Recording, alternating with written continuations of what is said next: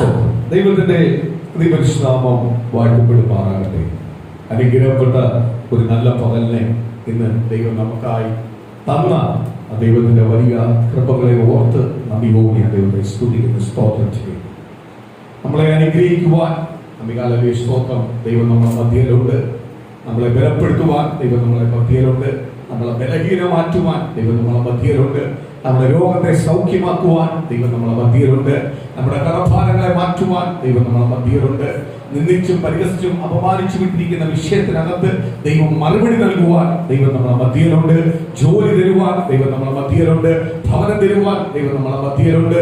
നമ്മളെ തലമുറകൾ അനുഗ്രഹപ്പെടുവാൻ ദൈവം നമ്മളെ മധ്യയിലുണ്ട്. സ്തോത്രം. വിളിക്കേണ്ട രീതിയിൽ ദൈവത്തോട് വിളിച്ചപേക്ഷിക്കുന്നുവെങ്കിൽ നിശ്ചയമായി ആര് മറുപടി തരും? കർത്താവ് മറുപടി നൽകും. ദൈവത്തിന്റെ വചനം പതിച്ചു പറയുന്നത് പോലെ ഒന്നോ രണ്ടോ പേർ ഏക മനസ്സോട് അവരിരുന്ന് പ്രാർത്ഥിക്കുന്ന വിഷയത്തിനകത്ത് ആരിറങ്ങി വരും? കർത്താവ് ഇറങ്ങി വരും. സ്തോത്രം. കർത്താവ് ഇറങ്ങി വന്ന് മറുപടി നൽകുമെങ്കിൽ നമ്മൾ ഇത്രയും പേർ സഭയായി ഒന്നിച്ചിരുന്ന് പ്രാർത്ഥിക്കുമ്പോൾ നമ്മുടെ മധ്യയിൽ ആരും വന്നിട്ടുണ്ട്? കർത്താവ് വന്നിട്ടുണ്ട്. ആ കർത്താവ് നിശ്ചയമായി നമ്മുടെ വിഷയത്തിനകത്തെല്ലാം എന്തെയും മറുപടി നൽകും. അത് വിശ്വസിക്കുന്നുവെങ്കിൽ അത് നമുക്ക് എന്ത് ചെയ്യാൻ പറ്റും? പ്രാപിക്കുവാൻ കഴിയും. സ്തോത്രം. കഴിഞ്ഞ അമേകാലയ ദിവസങ്ങളിൽ അമേകാലയ സ്തോത്രം ആരാധനയെ കുറിച്ചുള്ള ദൈവത്തിന്റെ വചനമായിരുന്നു നമ്മൾ എടുത്തത്. സ്തോത്രം. ആരാധനയെ അത് കംപ്ലീറ്റ് ഒന്നും ആയിട്ടില്ല, ഇനി കിടക്കുന്നേ ഉള്ളൂ, തുടക്കങ്ങൾ ഇട്ടേ ഉള്ളൂ.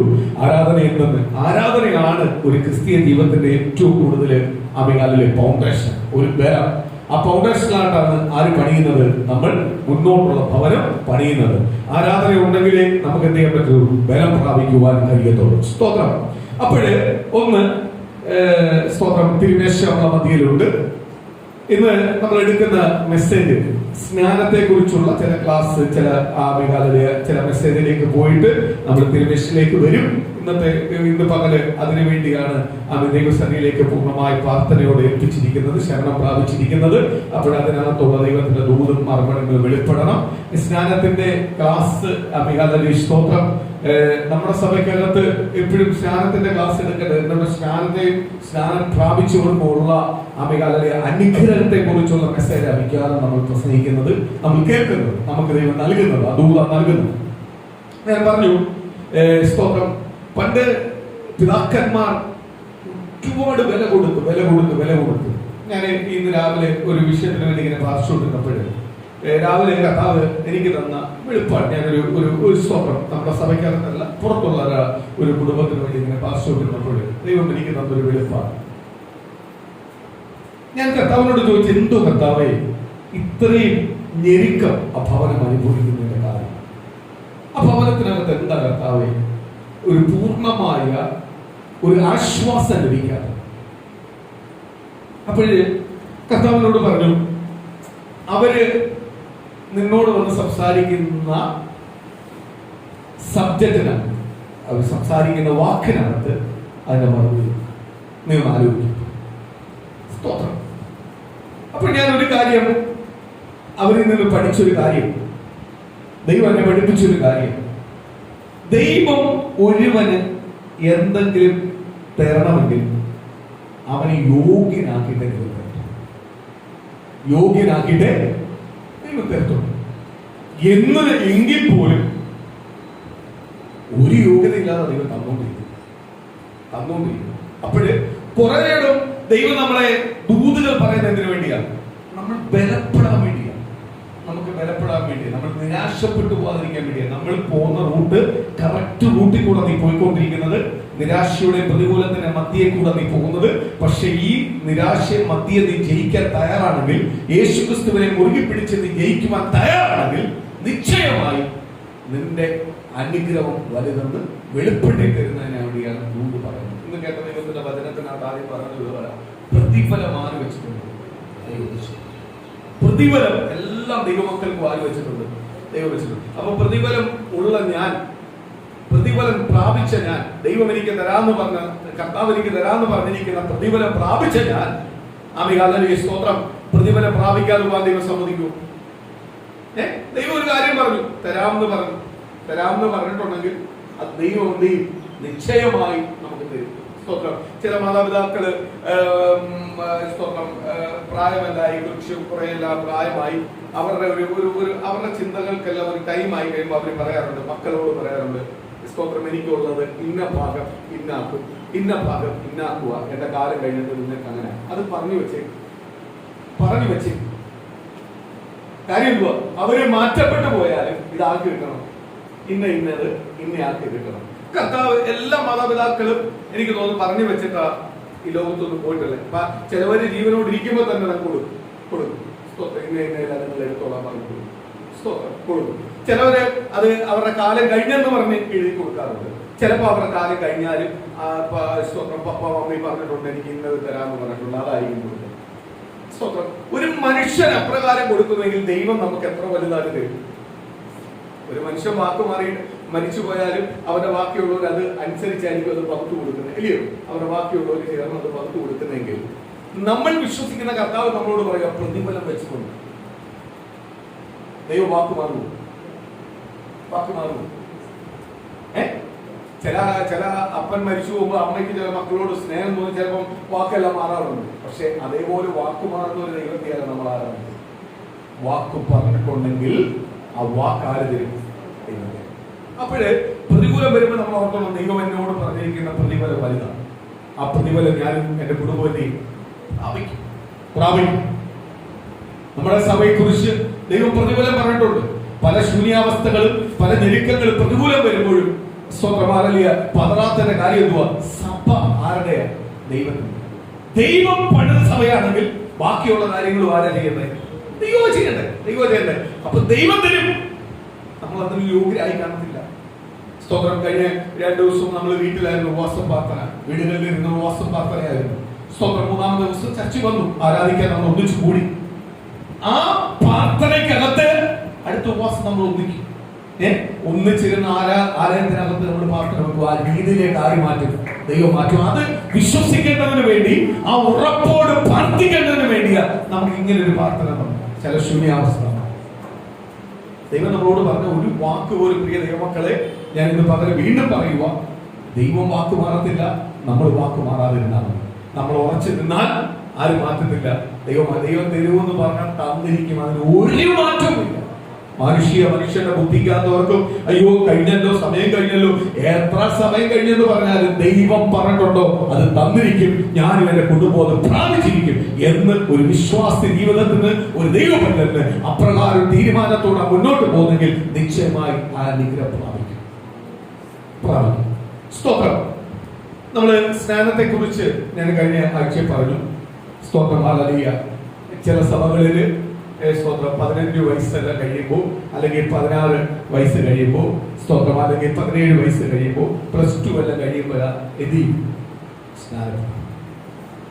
അവര് സ്വയം പറഞ്ഞ് സ്നാനപ്പെടുത്തുന്നതല്ല, മാതാപിതാക്കൾ പിടിച്ച് സ്നാനപ്പെടുത്തുന്നു, സഭയിലെ പാസ്റ്റർ പിടിച്ച് സ്നാനപ്പെടുത്തുന്നു. അതല്ല സ്നാനം.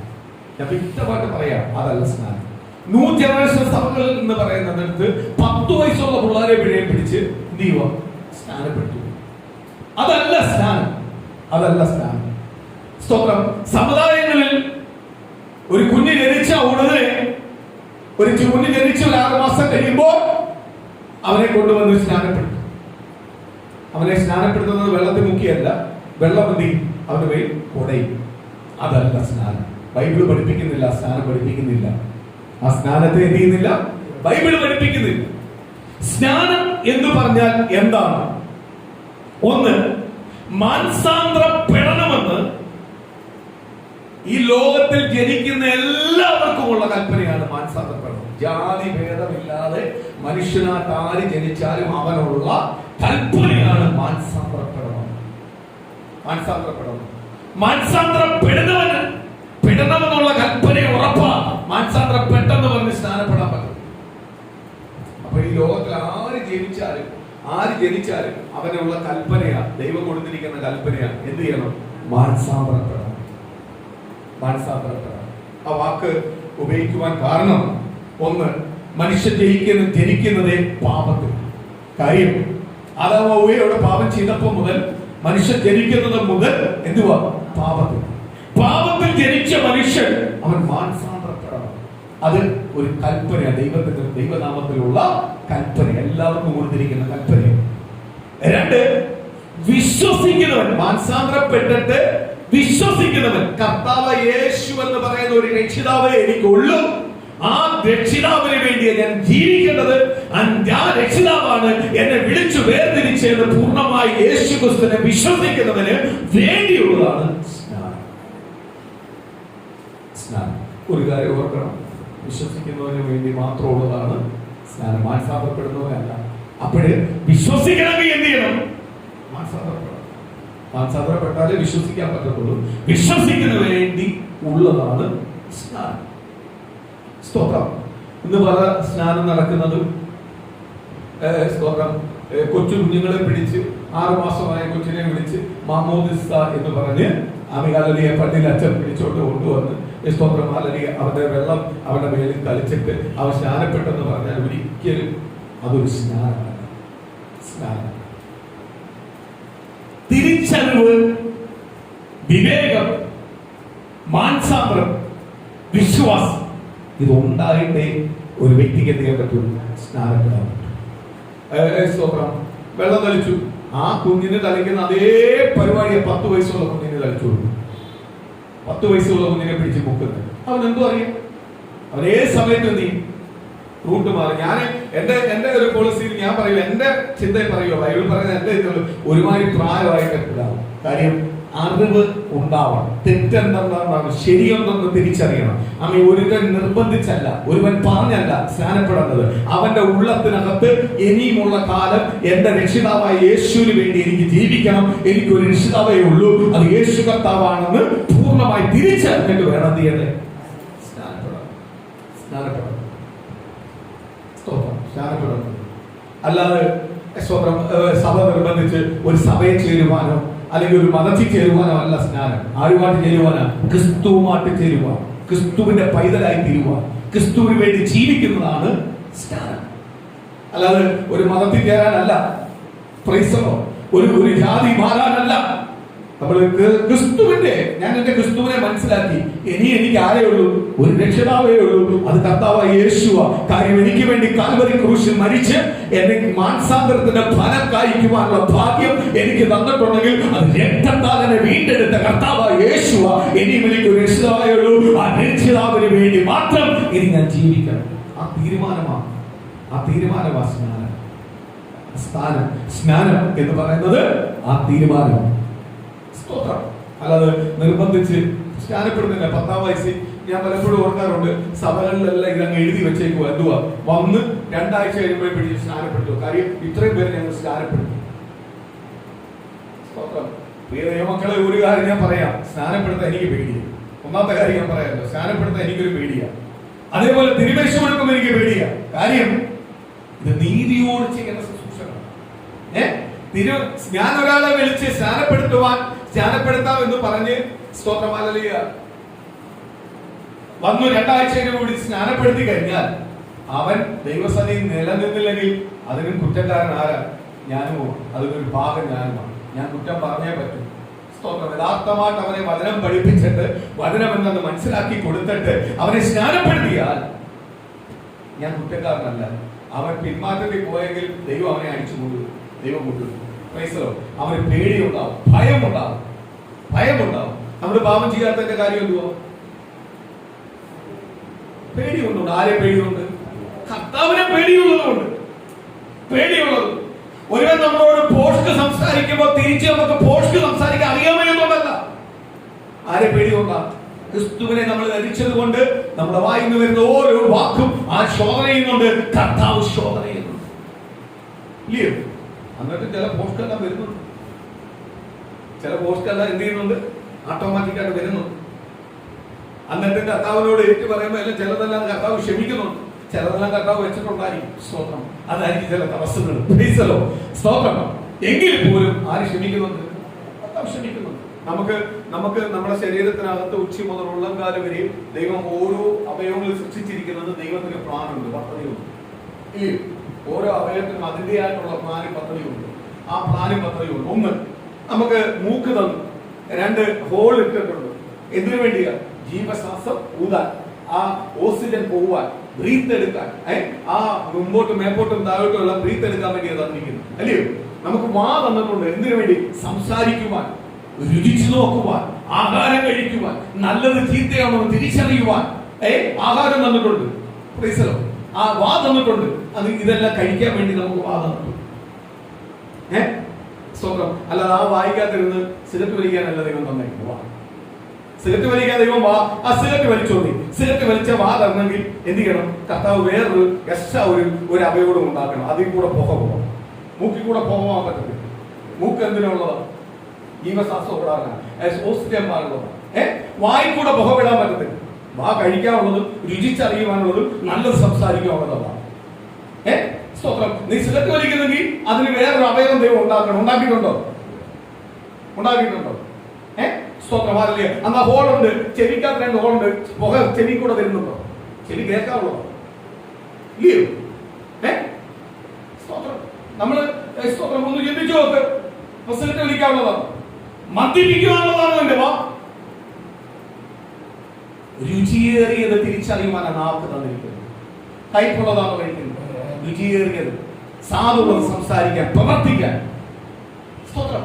അല്ലെങ്കിൽ ഇത് ചെയ്തോ എന്ന് പറഞ്ഞെങ്കിൽ ഇതിനു വേണ്ട അവയവം നമുക്കുണ്ടാവും. അത് കർത്താവ് തന്നിട്ടുണ്ടോ? തന്നിട്ടുണ്ടോ? തന്നിട്ടുണ്ടോ? മുഖത്തിന് നല്ല ഷേപ്പ് എല്ലാം ഉണ്ടാവാൻ വേണ്ടിയാ ചുണ്ട് തന്നിരിക്കുന്നത്. ചുണ്ടിനകത്ത് ശമ്പു വെക്കാനല്ല ചുണ്ട് തന്നിരിക്കുന്നത്. ഇതെല്ലാം തന്നിരിക്കുന്നത് എന്തിനു വേണ്ടിയാ? നമ്മളെ സൗന്ദര്യത്തിന് ദൈവം എല്ലാം അറിഞ്ഞാണ് എന്തിനെ സൃഷ്ടിച്ചിരിക്കുന്നത്. അപ്പോഴ് സ്നാനം, ശുശ്രൂഷ എന്ന് പറയുന്നത് ഒന്ന് ഞാൻ ദൈവമക്കളോട് പറഞ്ഞു, മാനസാന്തരം ദൈവത്തിന്റെ കൽപ്പനയാണ്. മാനസാന്തരപ്പെട്ടേ പറ്റുള്ളൂ, അതിനകത്ത് മാറാൻ പറ്റത്തില്ല, എല്ലാവർക്കും ഉള്ളത്. പക്ഷേ മാനസാന്തരപ്പെട്ട് കഴിഞ്ഞിട്ട് യേശുക്രിസ്തുവിനെ വിശ്വസിച്ച് തീരുമാനമെടുക്കുന്ന ആ വിശ്വാസത്തിന്റെ ഉറപ്പാണ് സ്നാനം. വിശ്വസിക്കാത്ത ഒരു വ്യക്തിക്ക് ആരെ സ്നാനപ്പെടാൻ പറ്റത്തില്ല. സ്തോത്രം. അപ്പോഴേ ദൈവമക്കളെ ഓരോരുത്തരും വിശ്വസിക്കണമെങ്കിൽ എന്ത് ചെയ്യണം? അവന് തിരിച്ചറിവുണ്ടാവും. അവന്റെ തിരിച്ചറിവ് ഒരു അപ്പനും അമ്മയും പറഞ്ഞു കൊടുക്കുന്നതിനും അപ്പുറമായുള്ള ഒരു തിരിച്ചറിവ് അവനായിട്ടുണ്ടാവുമ്പോഴാണ് എന്ത് ചെയ്യണ്ടേ? സ്നാനപ്പെടുന്നത്. അങ്ങനെ സ്നാനപ്പെടുത്താനാണ് ഞാൻ ആഗ്രഹിക്കുന്നത്. അതുകൊണ്ട് പെട്ടെന്നൊന്ന് സ്നാനപ്പെടുത്താം. അവർക്ക് വേണ്ടി സ്നാനത്തിന്റെ കാര്യം പറഞ്ഞു. ഞാൻ പ്രാർത്ഥിക്കാൻ തുടങ്ങിയിട്ടുണ്ട്. ദൈവം അതിന്റെ ബാക്കിയുള്ള സജ്ജീകരണങ്ങൾ ശരിയാക്കുമ്പോൾ ദൈവം ഒരു ഡേറ്റ് പറയുമ്പോൾ നമ്മൾ ഡേറ്റ് ഇടും. ആ ഡേറ്റ് നമ്മൾ സ്നാനപ്പെടുത്തും. കാര്യം പെട്ടെന്ന് പറഞ്ഞാൽ എന്ത് ചെയ്യത്തില്ല. സ്തോത്രം. ഒരാളിപ്പം സ്തോത്രം കാനഡയിൽ എന്നെ വിളിച്ചു പറയുക, ഞാൻ നാളെ വരും എന്നെ സ്നാനപ്പെടുത്തുന്നു പറഞ്ഞാൽ എന്ത് ചെയ്യത്തില്ല.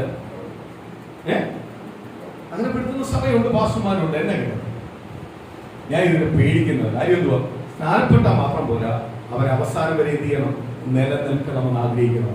അവൻ എവിടായാലും കർത്താവിന് വേണ്ടി ഒരു വലിയ ജീവിക്കുന്ന സാക്ഷിയായി തീർക്കണം എന്നാണ് എന്റെ ജീവിതത്തിന്റെ ആഗ്രഹം. അതുകൊണ്ടാണ് ഞാൻ പ്രാർത്ഥിക്കുന്നത്, ഒരാൾ പോലും എന്തിയല്ലേ വഴിതെറ്റുവാൻ അനുവദിക്കരുത്. കുറവുകൾ വരാറുണ്ട്. കുറവില്ലാത്ത മനുഷ്യരില്ല, തെറ്റില്ലാത്ത മനുഷ്യരില്ല.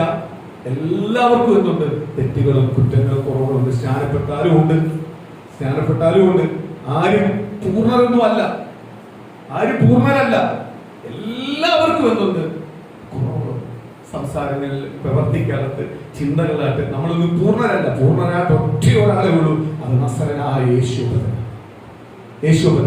ആ യേശുവപ്പനെ പോലെ ആവാനാണ് കർത്താവ് നമ്മളെ വിളിച്ചത്.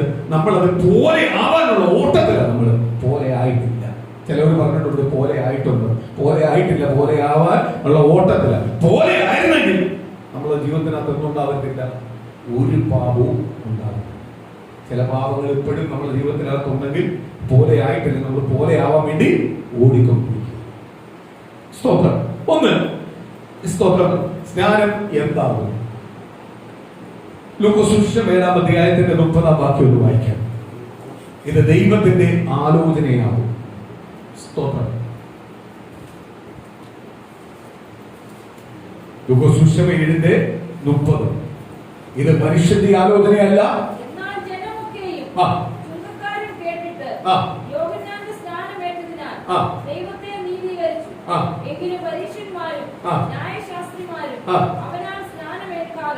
ദൈവത്തിന്റെ ആലോചന തങ്ങൾക്ക് വ്യക്തമാക്കിക്കളഞ്ഞു.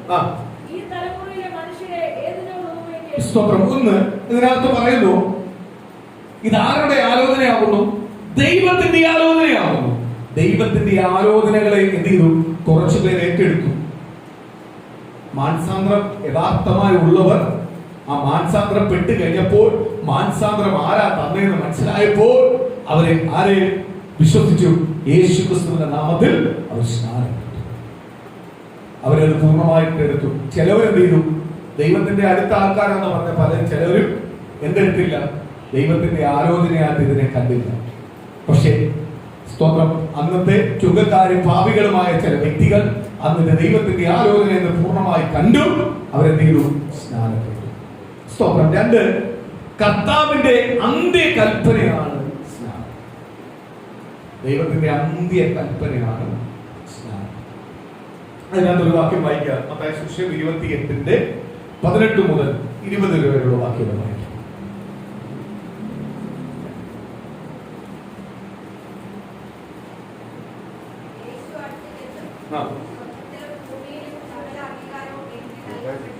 കർത്താവ് ഉയർത്തെഴുന്നേറ്റ് കഴിഞ്ഞപ്പോൾ അവർ അടുത്ത് വന്നിട്ട് കർത്താവ് അവരോട് പറയുക, സ്വർഗത്തിൽ മേലും ഭൂമിയിൽ മേലും സകല അധികാരവും ആർക്ക് തന്നിട്ടുണ്ട്? എനിക്ക് ദൈവം തന്നിട്ടുണ്ട്. സ്തോത്രം. നമ്മൾ മത്തായി സുവിശേഷം 4-ാം അധ്യായത്തിനകത്ത് വായിക്കുമ്പോൾ കർത്താവ് ഉപവാസം കഴിഞ്ഞ് 40 രാവും പകലും ഉപവാസം കഴിഞ്ഞ് പുറത്തു വരുമ്പോൾ കർത്താവിന് വിഷമപ്പോൾ, പിശാച് പരീക്ഷിക്കാൻ വന്നപ്പോൾ ഈ ലോകത്തിന്റെ സകല നന്മകളെ കാണിച്ചിട്ട് പറഞ്ഞു, എന്റെ ഒന്ന് കാലിൽ തൊട്ടാ മതി, എന്നെ ഒന്ന് നമസ്കരിച്ചാൽ മതി, ഇതെല്ലാം ആർക്ക് തരാം?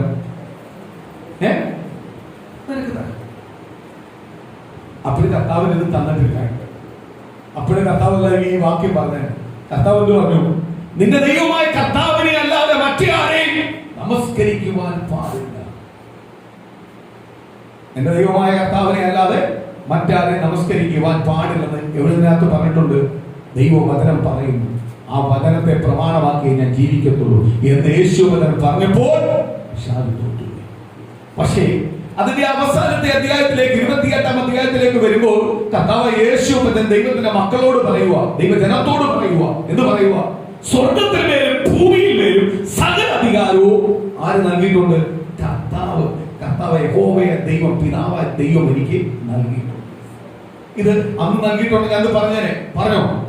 ഇത് ജയിച്ചു കഴിഞ്ഞപ്പോൾ കർത്താവായ യേശുവിനെ ക്രൂശുമരണം എടുത്ത് നമ്മളെ നേടിക്കഴിഞ്ഞപ്പോൾ, രക്തം കൊടുത്ത് അവസാനത്തെ ജീവൻ കൊടുത്ത് ശരീരത്തെ മനസ്സ് രക്തത്തെ നമുക്കായി തകർക്കപ്പെട്ട് കഴിഞ്ഞപ്പോൾ, ശരീരത്തെ തകർക്കപ്പെട്ട് കഴിഞ്ഞപ്പോൾ, രക്തം വാർന്നൊഴുകി കഴിഞ്ഞപ്പോൾ, നമ്മളെ നേടിക്കഴിഞ്ഞപ്പോഴാണ് കർത്താവ് ആര് കൊടുത്തത്? പിതാവ് ദൈവം കൊടുത്തിട്ട് പറയുക, ഇനി സ്വർഗത്തിൽ മാത്രമല്ല ഭൂമിക്കകത്തും അധികാരം. അപ്പൊ നമ്മൾ ഭൂമിയിൽ അനുഗ്രഹിക്കാതിരിക്കുമോ?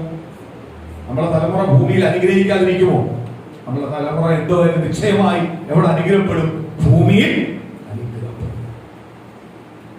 ഇതെല്ലാമോ വാക്തത്വം, ഇതെല്ലാമോ വചനം. ഒരാൾ നമ്മളെ പരിഹസിക്കുവോ, ഒരാൾ നമ്മളെ അപമാനിക്കുവോ, നിങ്ങൾ പെന്തിക്കോസിൽ പോയിട്ട് എന്തുവാ കിട്ടിയേ, അല്ലെങ്കിൽ നിങ്ങൾ ക്രിസ്തീയ ജീവിതത്തിലേക്ക് മാറിയിട്ട് എന്താ കിട്ടിയേ എന്ന് പറയുമ്പോൾ പറയണം, ഞാൻ അനുഗ്രഹപ്പെടും. കാര്യം എന്തുവാ? കർത്താവേ, നീ എന്നെ അനുഗ്രഹിക്കുന്നു. വചനം പറയുന്നു 25 വർഷത്തിന് മുമ്പ് 2025 വർഷത്തിന് മുമ്പ് കർത്താവ് പറഞ്ഞിരിക്കുന്ന ദൈവത്തിന്റെ വചനമാ പറയുന്നത്. എന്തു പറയുന്നത്? നീ ഭൂമിക്ക് മേലും സ്വർഗത്തിന് മേലും സകല അധികാരമുണ്ട്. അത് ആർക്കുള്ളതാ? ദൈവജനത്തിനുള്ളതാ. ദൈവത്തെ ഏറ്റെടുത്ത്, ദൈവത്തിന് വേർവിട്ട്, ദൈവത്തിന് വേണ്ടി ജീവിക്കുന്ന ദൈവജനത്തിന് വേണ്ടിയുള്ളതാ. എന്തുവാ? ഇത് ദൈവത്തിന്റെ കൽപ്പനയെന്ന് വിശ്വസിക്കുന്നവർക്ക്, ഇത് ദൈവത്തിന്റെ ആലോചന എന്ന് വിശ്വസിക്കുന്നവർക്ക്, ഇത് കർത്താവിന്റെ അന്ത്യകൽപ്പന എന്ന് വിശ്വസിക്കുന്നവർക്ക് ഉള്ള ഗിഫ്റ്റാണ്. ഭൂമിയിൽ സ്വർഗത്തിൽ മേലും അധികാരം. അപ്പൊ ഭൂമിയിൽ നമ്മൾ അനുഗ്രഹപ്പെടാതിരിക്കൂ? അയ്യോ, എന്നും അനുഗ്രഹം ഇല്ലാതെ എന്നും ഓരോ പ്രശ്നവും പ്രതികൂലവും പ്രയാസമായിട്ട് നമ്മൾ മുന്നോട്ട് പോകും? ഇല്ല, നമ്മൾ അനുഗ്രഹപ്പെടും.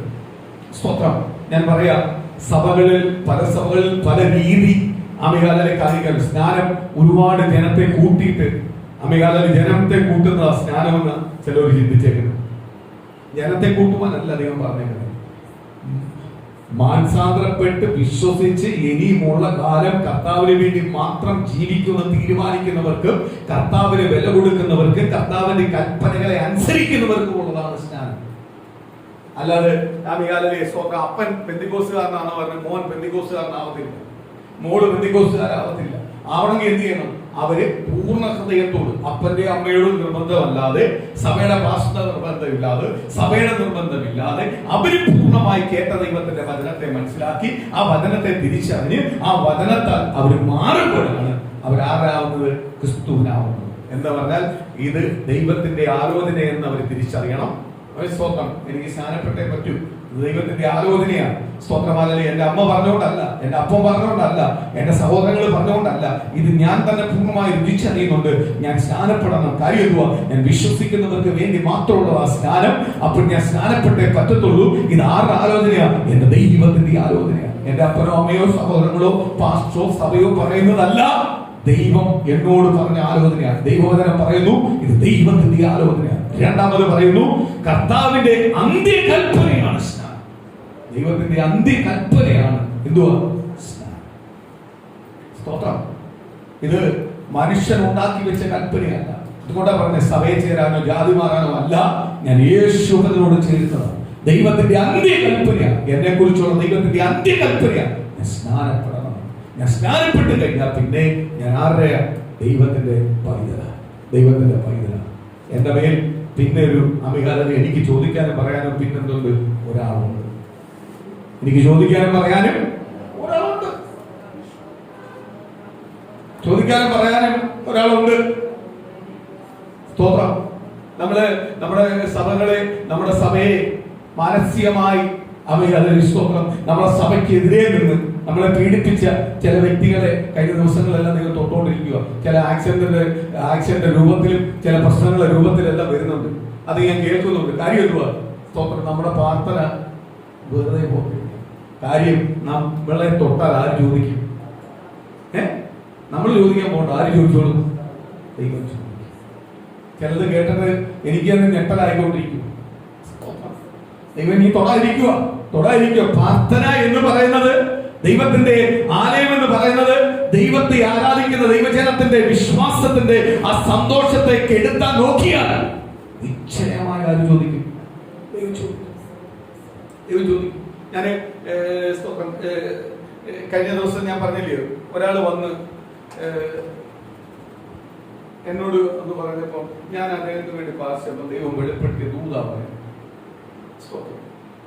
എന്നോട് പറയാ സ്തോത്രം, 2 കോളേജിൽ കൊണ്ടുപോയി, പക്ഷെ ആ കോളേജ് അങ്ങോട്ട് എന്ത് ചെയ്യുന്നില്ല, ഇഷ്ടമാവുന്നില്ല. ഞാൻ എന്താ ഇഷ്ടമാവാത്തതിന്റെ കാര്യം? എന്താ ഇഷ്ടമാവാത്തതിന്റെ കാര്യം എന്താ?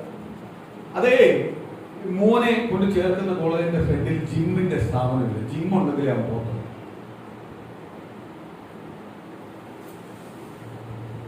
നല്ല കാര്യം. പ്രാർത്ഥനാലയം ഉണ്ടോന്നല്ല ചോദിച്ചത്. പ്രാർത്ഥിക്കുന്ന സ്ഥലം അവിടെ ഉണ്ടോ? ഞായറാഴ്ച എന്റെ മോന് ആരാധനയ്ക്ക് പോകണമെന്നല്ല ചോദിച്ചത്. ജിം അടിക്കണോ? ഒട്ടത് വിരിഞ്ഞില്ല. ബോഡി ഷേപ്പ് ഉണ്ടാക്കുന്നു. പഠിച്ചില്ല, പഠിക്കാൻ കയറുന്നേ ഉള്ളൂ. പഠിച്ച് നീ 5 കൊല്ലം പഠിച്ച് ജയിച്ച് എല്ലാ പേപ്പറും കിട്ടി പുറത്ത് വന്നിട്ട് എവിടെങ്കിലും കർത്താവിന്റെ കൃപയാൽ കരുണയുണ്ടെങ്കിൽ ജോലി കിട്ടി, അത് കഴിഞ്ഞിട്ട് വേണം ജീവിക്കാൻ. അപ്പോഴാ നീ ഷേപ്പ് ആക്കാൻ പോകുന്നത്. അതുവരെ നിനക്ക് ആരാ വേണ്ടേ? നീ ക്രിസ്തുവിനെ അറിഞ്ഞവനാ, രക്ഷിക്കപ്പെട്ടവനാ, സ്നാനപ്പെട്ടവനാ, പരിശുദ്ധാത്മാവ് പ്രാപിച്ചെന്നാ പറയുന്നത്.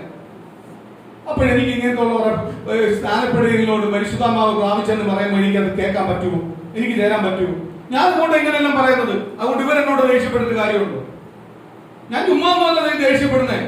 ഞാൻ പല സമയങ്ങളെയും കുറിച്ച് ഞാൻ ഇങ്ങനെയെല്ലാം സംസാരിക്കുന്നതിന്റെ കാര്യം, എനിക്ക് ഇഷ്ടപ്പെടാത്ത ചില കാര്യങ്ങൾ വചനം ഒരിടത്ത് പറയുന്നു, പ്രവൃത്തി ഒരിടത്ത്. അവരെ ഞാൻ ഇങ്ങനെ അംഗീകരിക്കാൻ പറ്റുന്നേ? വചനത്തെ അനുസരിച്ച് പ്രവൃത്തിയാൽ അതിനോട് ചേരുന്നവരെ എനിക്ക് അനുസരിക്കാൻ പറ്റത്തുള്ളൂ.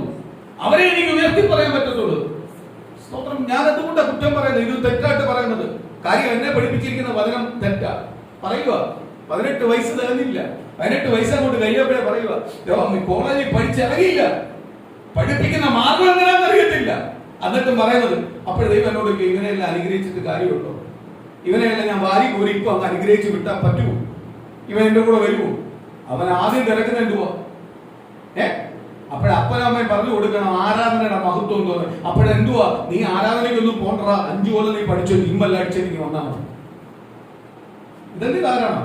നീ ജയിക്കണം, ജിമ്മ് അടിച്ചിട്ട് നീ അങ്ങ് ഗൾഫിലോ വല്ലവർക്ക് പോണം, പ്രാപിക്കണം. ആദ്യം നിന്റെ കുഞ്ഞിനെ രക്ഷിക്കപ്പെടുത്തി. എൻ്റെ അടുത്ത് പറഞ്ഞ് ഭയങ്കരമായിട്ട് രക്ഷിക്കപ്പെട്ടത് സ്നാനപ്പെട്ട കാര്യമല്ല പറഞ്ഞു. അങ്ങനെ സ്നാനപ്പെട്ട് രക്ഷിക്കപ്പെട്ടു എങ്കിൽ വലിയ കാഴ്ചപ്പാടോടെ കർത്താവിനെ വിശ്വസിച്ചുകൊണ്ട് ദൈവത്തിനെ സ്വന്തം രക്ഷമായി സ്വീകരിച്ച വ്യക്തിയാണെങ്കിൽ ഒരിക്കലും അത് പറയത്തില്ല ഞാൻ ഒരു ആരാധനാലയം അവിടെ ഉണ്ടോ എന്ന് നോക്കി. ഞാൻ പല കുഞ്ഞുങ്ങളുടെ സാക്ഷ്യങ്ങൾ ഞാൻ കേൾക്കുന്നതാ, പലരുടെയും സാക്ഷ്യം കേൾക്കുന്നതാ. എന്നോട് പറഞ്ഞിട്ടുണ്ട് പക്ഷേ അവിടെ ആരാധനാലയം ഇല്ല, അവിടുന്ന് ആരാധനയ്ക്ക് പോകണമെങ്കിൽ 10-40 കിലോമീറ്റർ പോകണം, എനിക്ക് ആരാധനാലയമുള്ള കോളേജിൽ മതി. അങ്ങനെ പോകുന്ന കുഞ്ഞുങ്ങളുണ്ട്. ആ കുഞ്ഞുങ്ങളെല്ലാം അനുഗ്രഹപ്പെട്ട തലമുറ. കാര്യം എന്തുവാ? അവന്റെ മാതാപിതാക്കൾ യഥാർത്ഥമായിട്ട് അവനെ ആരാധനയുടെ മഹത്വം പഠിപ്പിച്ചു കൊടുക്കുന്നുണ്ട്. അവന്റെ മേൽ അവൻ അതിനെ കുറിച്ച് രുചിച്ചറിയിക്കുന്നുണ്ട്. മാതാപിതാക്കൾ പ്രാർത്ഥിക്കുന്നുണ്ട്. അങ്ങനെ ആരാധനയ്ക്ക് പോകുന്ന ഒരു തലമുറയാണെങ്കിൽ, അല്ലെങ്കിൽ ഞാൻ വിശ്വാസത്തിന് പോകണ്ട.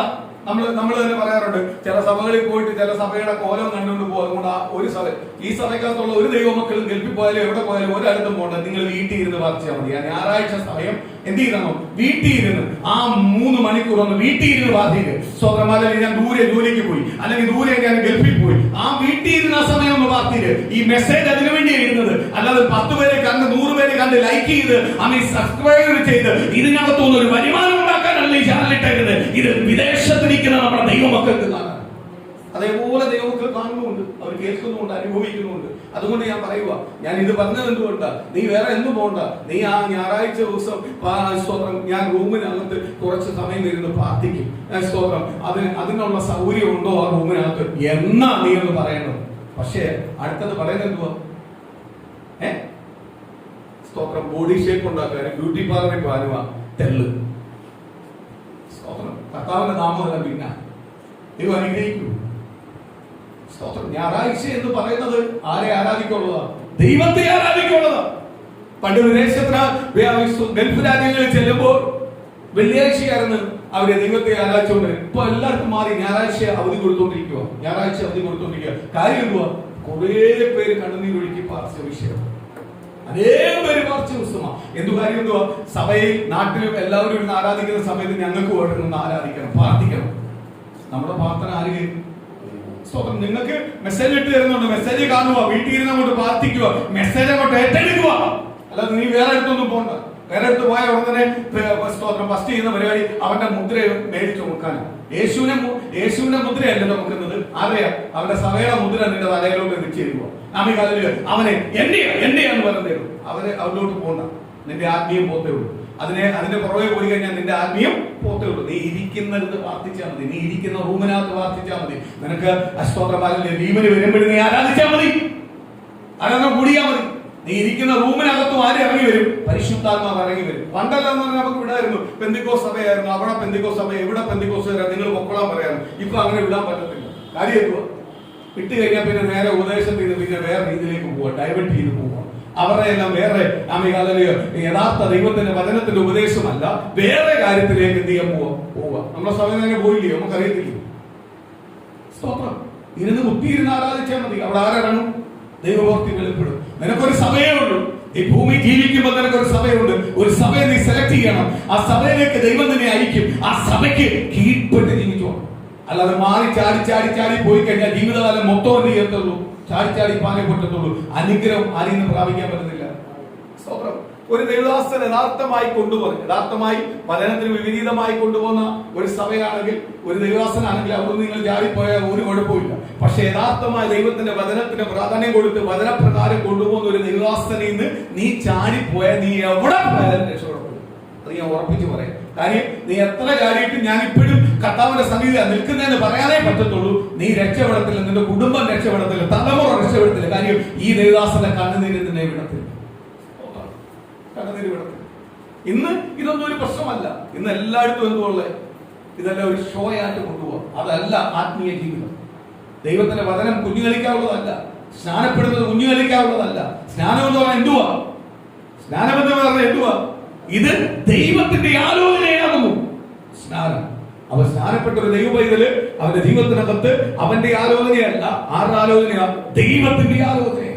2, അവൻ കർത്താവിന്റെ അന്ത്യകൽപ്പനയാവുന്നു സ്നാനം. ദൈവം നമ്മളെ കുറിച്ച് പറഞ്ഞിരിക്കുന്ന അന്ത്യകൽപ്പനയാണ്. നീ സ്നാനപ്പെട്ടോണം. നീ സ്നാനപ്പെടുന്നതിന് താമസിക്കുന്ന അനുസരിച്ച് നീ അന്ത്യകൽപ്പന അനുസരിക്കുന്നില്ല. അന്ത്യകൽപ്പന പൂർത്തീകരിക്കുന്ന എവിടെ വെച്ചാ? നീ സ്നാനപ്പെട്ട് കഴിയുമ്പോഴാണ് പൂർത്തീകരിക്കുന്നത്. അതുവരെ നീ എന്ത് ചെയ്യുന്നില്ല? ദൈവത്തിന്റെ അന്ത്യകൽപ്പന കേൾക്കുന്നില്ല. ഇത് ദൈവത്തിന്റെ ആണെന്ന് നിനക്കറിയാം. ദൈവത്തിന്റെ ആണെന്നാണല്ലോ നീ ആരാധനയ്ക്ക് പോകുന്നത്, പ്രാർത്ഥിക്കാനിരിക്കുന്നത്, അല്ലെങ്കിൽ മാതാപിതാക്കളോടൊപ്പം നീ പോകുന്നത്, അല്ലെങ്കിൽ ദൈവസഭയ്ക്കകത്ത് നീ ഉള്ളത്. ദൈവത്തിന്റെ ആലോചനയാണ് നിനക്കറിയാം. പക്ഷേ ദൈവത്തിന്റെ അന്ത്യകൽപ്പനയാണ് സ്നാനം. ആ കൽപ്പന എത്രയും പെട്ടെന്ന് ചെയ്തു കഴിഞ്ഞാൽ നീ ഭാഗ്യവാനാണ്. കാര്യം എന്തുവാ? ദൈവത്തിന്റെ അന്ത്യകൽപ്പന വരെ നീ അനുസരിച്ചു, ഏറ്റെടുത്തു. അപ്പൊ നിന്നെ കുറിച്ച് ദൈവം എന്ന് പറയുക, നീ ദൈവത്തിന് പ്രാധാന്യപ്പെട്ടവനാണ്, ദൈവത്താൽ അനുഗ്രഹപ്പെട്ടവനാണ്. അടുത്തത് അതിന്റെ വാക്യം വായിക്കാം. ആകയാൽ നിങ്ങൾ പുറപ്പെട്ട് പിതാവിന്റെയും പുത്രന്റെയും പരിശുദ്ധാത്മാവിന്റെയും നാമത്തിൽ സ്നാനം കഴിപ്പിച്ചു. അതിന് മുമ്പുള്ള വാക്യം വായിക്കാം. യേശു അടുത്ത് ചെന്ന് സ്വർഗ്ഗത്തിലും ഭൂമിയിലും സകല അധികാരവും എനിക്ക് നൽകപ്പെട്ടിരിക്കുന്നു. ആകയാൽ നിങ്ങൾ പുറപ്പെട്ട് പിതാവിന്റെയും പുത്രന്റെയും പരിശുദ്ധാത്മാവിന്റെയും നാമത്തിൽ പറയുക, സ്വർഗ്ഗത്തിന്മേലും ഭൂമിയിന്മേലും സകല അധികാരം എനിക്ക് തന്നു. അടുത്ത വാക്ക് പറയുക, ആകയാൽ നിങ്ങൾ ചെന്ന് പിതാവും പുത്രനും പരിശുദ്ധാത്മാവിന്റെ നാമത്തിൽ ദൈവവചനത്തെ ഏറ്റെടുക്കുന്നവനെ എന്ത് ചെയ്യണം? സ്നാനപ്പെടുത്തണം. അടുത്ത വാക്യം. സ്നാനം കഴിപ്പിച്ചു. ഞാൻ നിങ്ങളോട് കൽപ്പിച്ചതൊക്കെ പ്രമാണിപ്പാൻ തക്കവണ്ണം ഉപദേശിച്ചുകൊണ്ട്. ഞാൻ നിങ്ങളോട് കൽപ്പിച്ചിരിക്കുന്ന പ്രമാണമെല്ലാം എന്ത് ചെയ്യണം? ഉപദേശിച്ചു കൊടുക്കണം. അപ്പൊ ഉപദേശിച്ചു കൊടുക്കുമ്പോൾ എന്ത് ചെയ്യണം? ആ ഉപദേശങ്ങൾ ഏറ്റെടുത്തോണം. സ്നാനപ്പെട്ടവർ ഏറ്റെടുത്തോണം. ആ സ്നാനപ്പെട്ട് ആ ഉപദേശങ്ങളെ ഏറ്റെടുത്ത് ആ ദൈവത്തിന് വേണ്ടി നിൽക്കുന്നവരെയാണ് ആർക്ക് വേണ്ടത്? ദൈവത്തിന് വേണ്ടത്. സ്തോത്രം. ചിലടത്ത് ഇന്ന് സ്നാനമാ, നിങ്ങൾ എത്ര പേരുണ്ട്, അയ്യോ നിങ്ങൾ എന്താ എഴുന്നേക്കത്തല്ല, അവരോട് എഴുന്നേക്ക്. അതാ സ്നാനം എന്ന് ഓർത്തിരിക്കുക, അതല്ല സ്നാനം. സ്തോത്രം. ഞാൻ ഒരു കാര്യത്തോട് കഴിഞ്ഞ ആഴ്ച ഞാൻ പറഞ്ഞു, സ്തോത്രം, പലരും ആഭരണങ്ങൾ ഊരി സ്നാനപ്പെടുത്തും. ഞാൻ എനിക്ക് ആ പരിപാടിയൊന്നുമില്ല. സ്നാനപ്പെടുത്തുന്നെങ്കിൽ നിങ്ങളെ രൂപം, നിങ്ങളെ രീതി എങ്ങനെ ആ രീതി വരിക, നിങ്ങളെ മനസ്സാണ് മാറുന്നത്. സ്തോത്രം. സ്നാനപ്പെടുത്തും. പിന്നെ ഇതെല്ലാം ഊരി കളയുന്നതെല്ലാം നിങ്ങളെ മനസ്സ്. പിന്നെ ഇത് വേണോ വേണ്ടായോ എന്നെല്ലാം കാണുന്നത് ആരാ? നിങ്ങളെ മനസ്സാണ്. അതിനകത്ത് ആരെയും ഞാൻ ഇതുവരെ നിർബന്ധിച്ചിട്ടില്ല. സ്നാനപ്പെടാൻ ഞാൻ ആരെയും നിർബന്ധിച്ചിട്ടില്ല. ഞാൻ പ്രാർത്ഥിക്കാറുണ്ട്, നിർബന്ധിച്ചിട്ടില്ല. പ്രാർത്ഥന എന്റെ രഹസ്യ പ്രാർത്ഥനയല്ല, ഞാൻ പ്രാർത്ഥിക്കാറ് പുറത്തിയാണ്. ആവരണം കൊണ്ടുവന്നത് ഞാൻ രഹസ്യമായിട്ട് പ്രാർത്ഥിക്കാറുണ്ട്. ദൈവം തക്കതായ സമയത്ത് തൊട്ടിട്ടുണ്ട്. ഇത് പൊള്ളുന്ന തീയാന്ന് മനസ്സിലാവും. ഇട്ടത് ഇതുവരെ ഇത്രയും നാൾ ഭയങ്കര സൗന്ദര്യമെല്ലാം തോന്നിച്ചതാ. കുറച്ച് കഴിയുമ്പോൾ ഇതെല്ലാം ചൊറിച്ചിട്ട് തുടങ്ങും. ഇട്ടതെല്ലാം തീയാന്ന് പറയും, വലിച്ചു. അതെല്ലാം ആര് ചെയ്തോളൂ?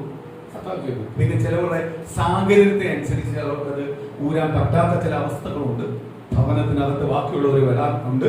അതുകൊണ്ട് അവർക്ക് ദൈവം കുറച്ചുകൂടും സമയം കൊടുക്കും. കുറെ നാൾ കഴിയുമ്പോൾ ദൈവം ഇതെല്ലാം കൊടുക്കും. ഇത് ഊരിയെന്ന് പറഞ്ഞ ആള് ക്ലിയർ ആവുന്നില്ല. അതുകൊണ്ട് ഞാൻ പറയാം, ഇത് ഊരിയെന്ന് പറഞ്ഞ ആള് ക്ലിയർ ആവണമെങ്കിൽ എന്ത് ചെയ്യണം? ഇത് ക്ലിയർ ആവണം. ഇത് ക്ലിയർ ആവണം. ഇത് ക്ലിയർ ആയാലേ ആരുമായിട്ട് കണക്ഷൻ ഉണ്ടാവത്തുള്ളൂ. ദൈവമായിട്ട് കണക്ഷൻ ഉണ്ടാവത്തുള്ളൂ. ദൈവമായിട്ട് കണക്ഷൻ ഉണ്ടാവത്തുള്ളൂ. സ്തോത്രം. ഇന്ന് എനിക്ക് തോന്നുന്നു ഇന്നത്തെ തലമുറയിൽ കുറെ പേർക്ക് ഇതിനോടൊന്നും ഒരു ആഗ്രഹമില്ലാത്തവരുണ്ട്. സ്തോത്രം. സ്തോത്രം. പെന്തിക്കോസിലൊന്നും വന്നിട്ടല്ല, ദൈവസ്ഥനി വന്നിട്ടല്ല, ഇതിനോടൊന്നും ഒരു ആഗ്രഹമില്ല. കാര്യം ഇതെല്ലാം വെറും സ്തോത്രം ആഡംബരമായി. ഇതെന്തിനാ? സിമ്പിൾ ആവാനാ പലരും ആഗ്രഹിക്കുന്നത്, അല്ലേ? സ്തോത്രം. പലരും ആഗ്രഹിക്കുന്നത് സിമ്പിൾ ആവാനാ. ഇപ്പോഴത്തെ പിള്ളേരെല്ലാം എനിക്ക് തോന്നുന്നു കുറെ പിള്ളേരെ ഞാൻ കണ്ടിട്ടുണ്ട്. സ്തോത്രം. പണ്ടെല്ലാം പറഞ്ഞാൽ പിള്ളേരെല്ലാം പോകുമ്പോൾ ചീപ്പെല്ലാം കയ്യിലുണ്ട്. ഇപ്പൊ ചീപ്പൊന്നുമില്ല, കൈയെല്ലാം വെച്ച് ചുമ്മാ പോവുക. ഒരുക്കമൊന്നുമല്ല, അവരുടെ വേറെ രീതിയിലേക്ക് പോയിക്കൊണ്ടിരിക്കുക. സ്തോത്രം. ആഡംബരങ്ങളോട് ചിലവർക്ക് വെറുപ്പായി തോന്നുന്നില്ല. സിമ്പിൾ ആവാൻ ആഗ്രഹിക്കുന്നു, സിമ്പിൾ ആവാൻ ആഗ്രഹിക്കുന്നു. സ്തോത്രം. അപ്പൊ ആവരണം ഊരാൻ ദൈവഹിതമാണ്. ദൈവം ഊരിക്കും. അയ്യോ എനിക്ക് തന്നെ അതൊരു അലർജിയായിട്ട് തോന്നും, ഒരു പൊള്ളലായിട്ട് തോന്നും, ഒരു സ്തോത്രം. ഒരു ഭവനത്തിനകത്ത് എന്നെ വിളിച്ചു. ഒരു ഗൾഫിൽ നിന്ന് ഒരു ഫാമിലി വന്നപ്പോൾ ഒരു 3-4-5 വർഷത്തിന് മുമ്പ് എന്നെ വിളിച്ചിട്ട് പറഞ്ഞു, പക്ഷെ ഞാൻ വൈഫിൻ്റെ അടുത്ത് ഒരുപാട് വെക്കം പറഞ്ഞു. സ്വഭാവം വൈഫ് ആക്റ്റീവാണ്, പക്ഷെ എനിക്ക് നാണക്കേടാണ്. ഇത് ഊരിക്കും. ഞാൻ പറഞ്ഞ ബൈബിളിനകത്ത് എഴുതി വെച്ചിട്ടുണ്ട്. ഉടൻ സൗകര്യം കണ്ടു. സൗകര്യക്ക് എന്നോട് ഇഷ്ടം തോന്നി. സ്വന്തം സൗകര്യം എനിക്കൊരു 1000 രൂപ തരാനുള്ള സൗകര്യം ഉടനെ 10,000 രൂപ തരാൻ മനസ്സായി. കാര്യം ഭർത്താവിന് എതിരാ സഹോദരിക്ക് ഇഷ്ടമുള്ള സാധനമേ മനസ്സല്ലാതെ മാറി. ഞാൻ ഇച്ചിരി കഴിഞ്ഞിട്ട് നമ്മുടെ സാക്ഷ്യം പറഞ്ഞു. എൻ്റെ സഭയ്ക്കകത്ത് ഊരിയുള്ള സാക്ഷ്യം പറഞ്ഞു. ഈ ഇട്ടിരിക്കുന്നതെല്ലാം ഇത് വെറും മ്ലേച്ഛതയാണ്, ഒന്നുമല്ല എന്ന് വെളിപ്പെടുത്തുന്ന ചില സാക്ഷ്യം, നമ്മളെ ദൈവമക്കളുടെ ചില സാക്ഷ്യം, ഊരിയ ചില അവസ്ഥകളെ അങ്ങോട്ട് പറഞ്ഞു. കുറച്ച് കഴിഞ്ഞപ്പോൾ സഹോദരിക്കാരൻ ഞാൻ അവർക്ക് 10,000 രൂപ പോയി, 10,000 രൂപ തരാന്ന് പറഞ്ഞത് അവരുടെ മൈൻഡ് എല്ലാം മാറിയെന്ന് മനസ്സിലായി.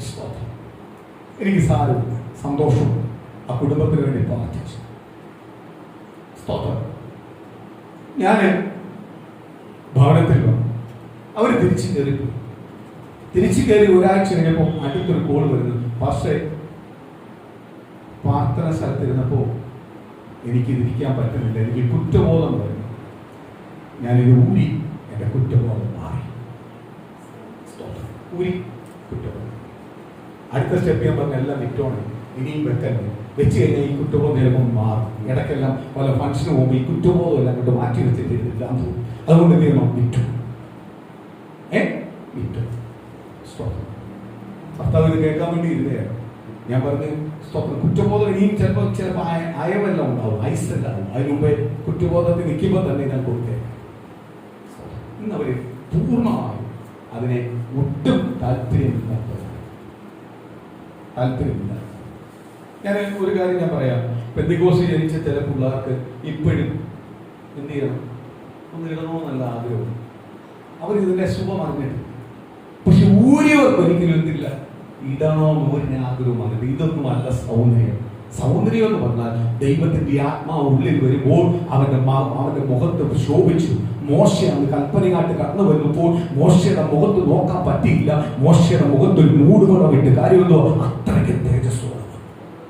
അതാ പിതാപുത്രൻ പരിശുദ്ധാത്മാവിന്റെ നാമത്തിൽ സ്നാനപ്പെട്ടവന്റെ മേൽ ഇതൊന്നും വേണ്ട, ഇതൊന്നും അല്ല അവന് സൗന്ദര്യം കൊടുക്കണം, അവന് മൊത്തത്തിൽ ഒരു തേജസ്. അതുകൊണ്ട് ഞാൻ ഒരിക്കലും പറയത്തില്ല, ഇത് അഴിക്കാൻ പറയത്തില്ല. നിങ്ങൾ കിട്ടും, നിങ്ങളുടെ ഉള്ളത്തിനകത്ത് എപ്പം തോന്നും അപ്പോഴും ഇല്ലെന്നാണ്. പിന്നെ വെച്ചോണ്ടിരിക്കല്ലോ, വെച്ചോണ്ട് വന്നിരുന്ന എന്റെ അത് പിന്നെ വില കൊടുക്കേണ്ടി വരും. അത് പിന്നെ താങ്ങാൻ പറ്റാത്തൊരവസ്ഥയിലേക്ക് പോകും. പിന്നെ ഇത് ഊരിയിട്ട് വീട്ടിൽ പണയം വെക്കാനാന്ന് പറഞ്ഞ് വെക്കുകയും ചെയ്യും. പണയം വെക്കാൻ നേരം സ്വന്തം എത്രയോ പേരോട് പറയും, ഒരു അത്യാവശ്യം വന്ന് ആരോടും ചോദിക്കേണ്ട, പണയം വെക്കാൻ വെക്കല്ല ദൈവമക്കളെ. കാര്യം എന്തുവാന്നറിയാം, അങ്ങനെ ഒരു പ്രതികൂലം വന്നിട്ടുണ്ടെങ്കിൽ അത് മാറ്റേണ്ടതും ആരാ? കർത്താവാ. അപ്പോൾ നിനക്ക് നിന്റെ നീ ഊരിക്കളഞ്ഞത്, ശ്രദ്ധിച്ചത്, വീണ്ടും പോയി എടുത്തത് തുല്യമാണ്. നിന്റെ വീട്ടിൽ ഇരിക്കുമ്പോൾ നീ ഇട്ടത് തുല്യമാണ്. എന്റെ പോളിസി എന്ന് പറഞ്ഞതാ, നീ അത് ഊരി വീട്ടിൽ വെക്കുമ്പോഴും അത് നിനക്ക് ഇട്ടത് തുല്യമാണ്, നീ ഇട്ടോണ്ടിരിക്കുന്നത് തുല്യമാണ്. അതിനെ വലുതായിട്ട് കാണുന്നുണ്ടോ? അപ്പോഴെന്ത് ചെയ്യണം? കളഞ്ഞേക്കണം. ഞാൻ കളഞ്ഞ സാധനമാണ്, ശ്രദ്ധിച്ചത് ഭക്ഷിക്കുന്നില്ല, തീർന്നു. എന്റെ വീട്ടിലും അത് വേണ്ട, വീട്ടിലും വേണ്ട. ചിലർക്ക് വീട്ടിലൊക്കെ ബുദ്ധിമുട്ടൊന്നും എന്നെ തന്നാൽ മതി, ഞാൻ വിശ്വാസം. സ്തോത്രം, ഞാൻ അത് വിറ്റ് സ്തോത്രമാണത് എപ്പം അതിന്റെ ബാക്കിയുള്ള കാര്യങ്ങൾ ചെയ്തോ. സ്തോത്രം. കളഞ്ഞ സാധനം എന്ത് ചെയ്യല്ലേ, വെക്കല്ലേ. ഞാൻ എന്റെ പോളിസി ഞാൻ പറയാം, അത് വിറ്റ് അപ്പോഴേ കളഞ്ഞേക്കണം. അതുമായിട്ട് എനിക്കൊരു ബന്ധമില്ല, അതിനകത്ത് നിൽക്കുന്ന ഒരു നന്ദിയും എനിക്ക് വേണ്ട. അതെനിക്ക് വീട്ടിൽ ഇരുന്നിട്ട് ഒരു ആപത്ത് വരെ ഉപയോഗിക്കാന്നുള്ള ചിന്തയെ വേണ്ട. ഏത് ആപത്തിലും ക്രിസ്തു യേശുവിനെ സ്വീകരിച്ചൊരു ദൈവപൈതലിന്റെ കൂടെ ആരെ കാണത്തുള്ളൂ? കർത്താവായ യേശുവിനെ മാത്രമേ കാണത്തുള്ളൂ, തമ്പുരാൻ മാത്രമേ കാണത്തുള്ളൂ. സ്തോത്രം. ഇത് കുറെ മനുഷ്യർ കൊണ്ടുവന്ന ചില കൽപ്പന, ഇത് ഊരിയിട്ടേ പെടുത്താവും, ഇത് ഊരിപ്പിച്ചേ പറ്റൂ. അതെല്ലാം മനുഷ്യന്റെ കൽപ്പന, അല്ലാതെ ബൈബിളിന്റെ കൽപ്പനയാണ്. സ്തോത്രം. പിന്നെ ബൈബിളിനകത്ത് പറയുന്നുണ്ട്, സ്വർണത്തെ അവർ നിസ്സാരമായിട്ട് കണ്ടു, ചപ്പും ചവറുമായിട്ട് കണ്ടു. കാര്യമല്ലോ, അതുവരെ അവർക്ക് വലുതായിരുന്നു, അവർ ദൈവത്തെ അറിഞ്ഞപ്പോൾ ചപ്പും. നമുക്ക് ആഡംബരമാണ്, ഇതൊരു ആഡംബരത്തോടാണ് പറയുന്നത്. സ്തോത്രം. സ്വർണം ഊരിയിട്ട് 3 ലക്ഷം രൂപയുടെ റാഡോ വാച്ചിട്ട് കഴിഞ്ഞാൽ സ്വർണം ഊരിയിട്ട് ഒരു കാര്യമില്ല. സ്തോത്രം. 50,000 രൂപയുടെ സിൽക്ക് സാരി ഉടുത്തിട്ട് സ്വർണം ഊരിയിട്ട് ഒരു കാര്യമില്ല. 15,000 രൂപയുടെ ചെരുപ്പ് മേടിച്ചിട്ടിട്ട് കാര്യമില്ല. നീ അതിന് വലിയ ആഡംബരമാണ്. സ്തോത്രം. നീ സിമ്പിൾ ആവാനാ പറയുന്നത്. കർത്താവ് സിമ്പിൾ ആക്കാനാ പറയുന്നത്, സിമ്പിൾ ആവാനാ പറയുന്നത്. അതാണ് ഞാൻ ചെയ്യുന്നത്. ക്രിസ്തീയ ജീവിതത്തിനകത്ത് ആഡംബരത്തിലല്ല എന്റെ സൗന്ദര്യം ഇരിക്കുന്നത്, ആഡംബരത്തിലല്ല എന്റെ ജീവിതം കാണിക്കേണ്ടത്. അത് ക്രിസ്തീയ ജീവിതത്തിനകത്ത് കാണിക്കേണ്ടത് എന്തുവാ? എന്റെ ആത്മീയ ജീവിതമാണ്. എന്റെ ജീവിതം കണ്ട മറ്റുള്ളവർ എനിക്ക് വിലയിടേണ്ടത്. എന്റെ സംസാരം പ്രവൃത്തി കണ്ടാണ് ആര് വിലയിടേണ്ടത്? സ്തോത്രം. സ്തോത്രം. ഞാൻ എന്റെ ഒരു ഉദാഹരണം ഞാൻ പറയാം. സ്തോത്രം. ഞാൻ ഉദാഹരണം പറയാം. ഞാനൊരു ബഡ്ജറ്റ് വെച്ചിട്ടുണ്ട് എന്റെ ജീവിതത്തിൽ. ഒരു വീട് തരുവാണെങ്കിൽ ഇത്രയും രൂപയ്ക്ക് അപ്പുറത്തൊരു വീട് പോകണം, അതിനപ്പുറത്തൊരു വീട്ടിലോട്ട് പോകാൻ എനിക്ക് താല്പര്യമില്ല. ഇത്രയും അമികാല സ്തോത്രം മാറിയ ഇത്രയും ബഡ്ജറ്റിനകത്ത് ഒരു വാഹനത്തിന് അപ്പുറത്തോട്ട് പോകാൻ ഞാൻ ആഗ്രഹിക്കുന്നില്ല. എനിക്ക് ആ ആഗ്രഹമില്ല. സ്തോത്രം. അതേപോലെ തന്നെ ഇത്രയും ബഡ്ജറ്റിനകത്ത് ഞാനൊരു ബഡ്ജറ്റ് വെച്ചിട്ടുണ്ട്. ആ ബഡ്ജറ്റിന് അപ്പുറത്തോട്ട് മൊബൈൽ ഫോൺ പോകാൻ ആഗ്രഹിക്കുന്നില്ല. എന്റെ മോന് വേറെ ചിന്തകളാണ്. അവന് വലിയ വലിയ ബഡ്ജറ്റ് കമ്പനികളെല്ലാം കൃഷിക്ക് താല്പര്യം. പക്ഷെ എനിക്ക് ഒരിക്കലും അതിനോട് യോജിപ്പില്ല. ഞാനൊന്ന് തുടർന്നേന്ന് പാർച്ചുകൊണ്ടിരിക്കുന്നവരെ. സ്തോത്രം.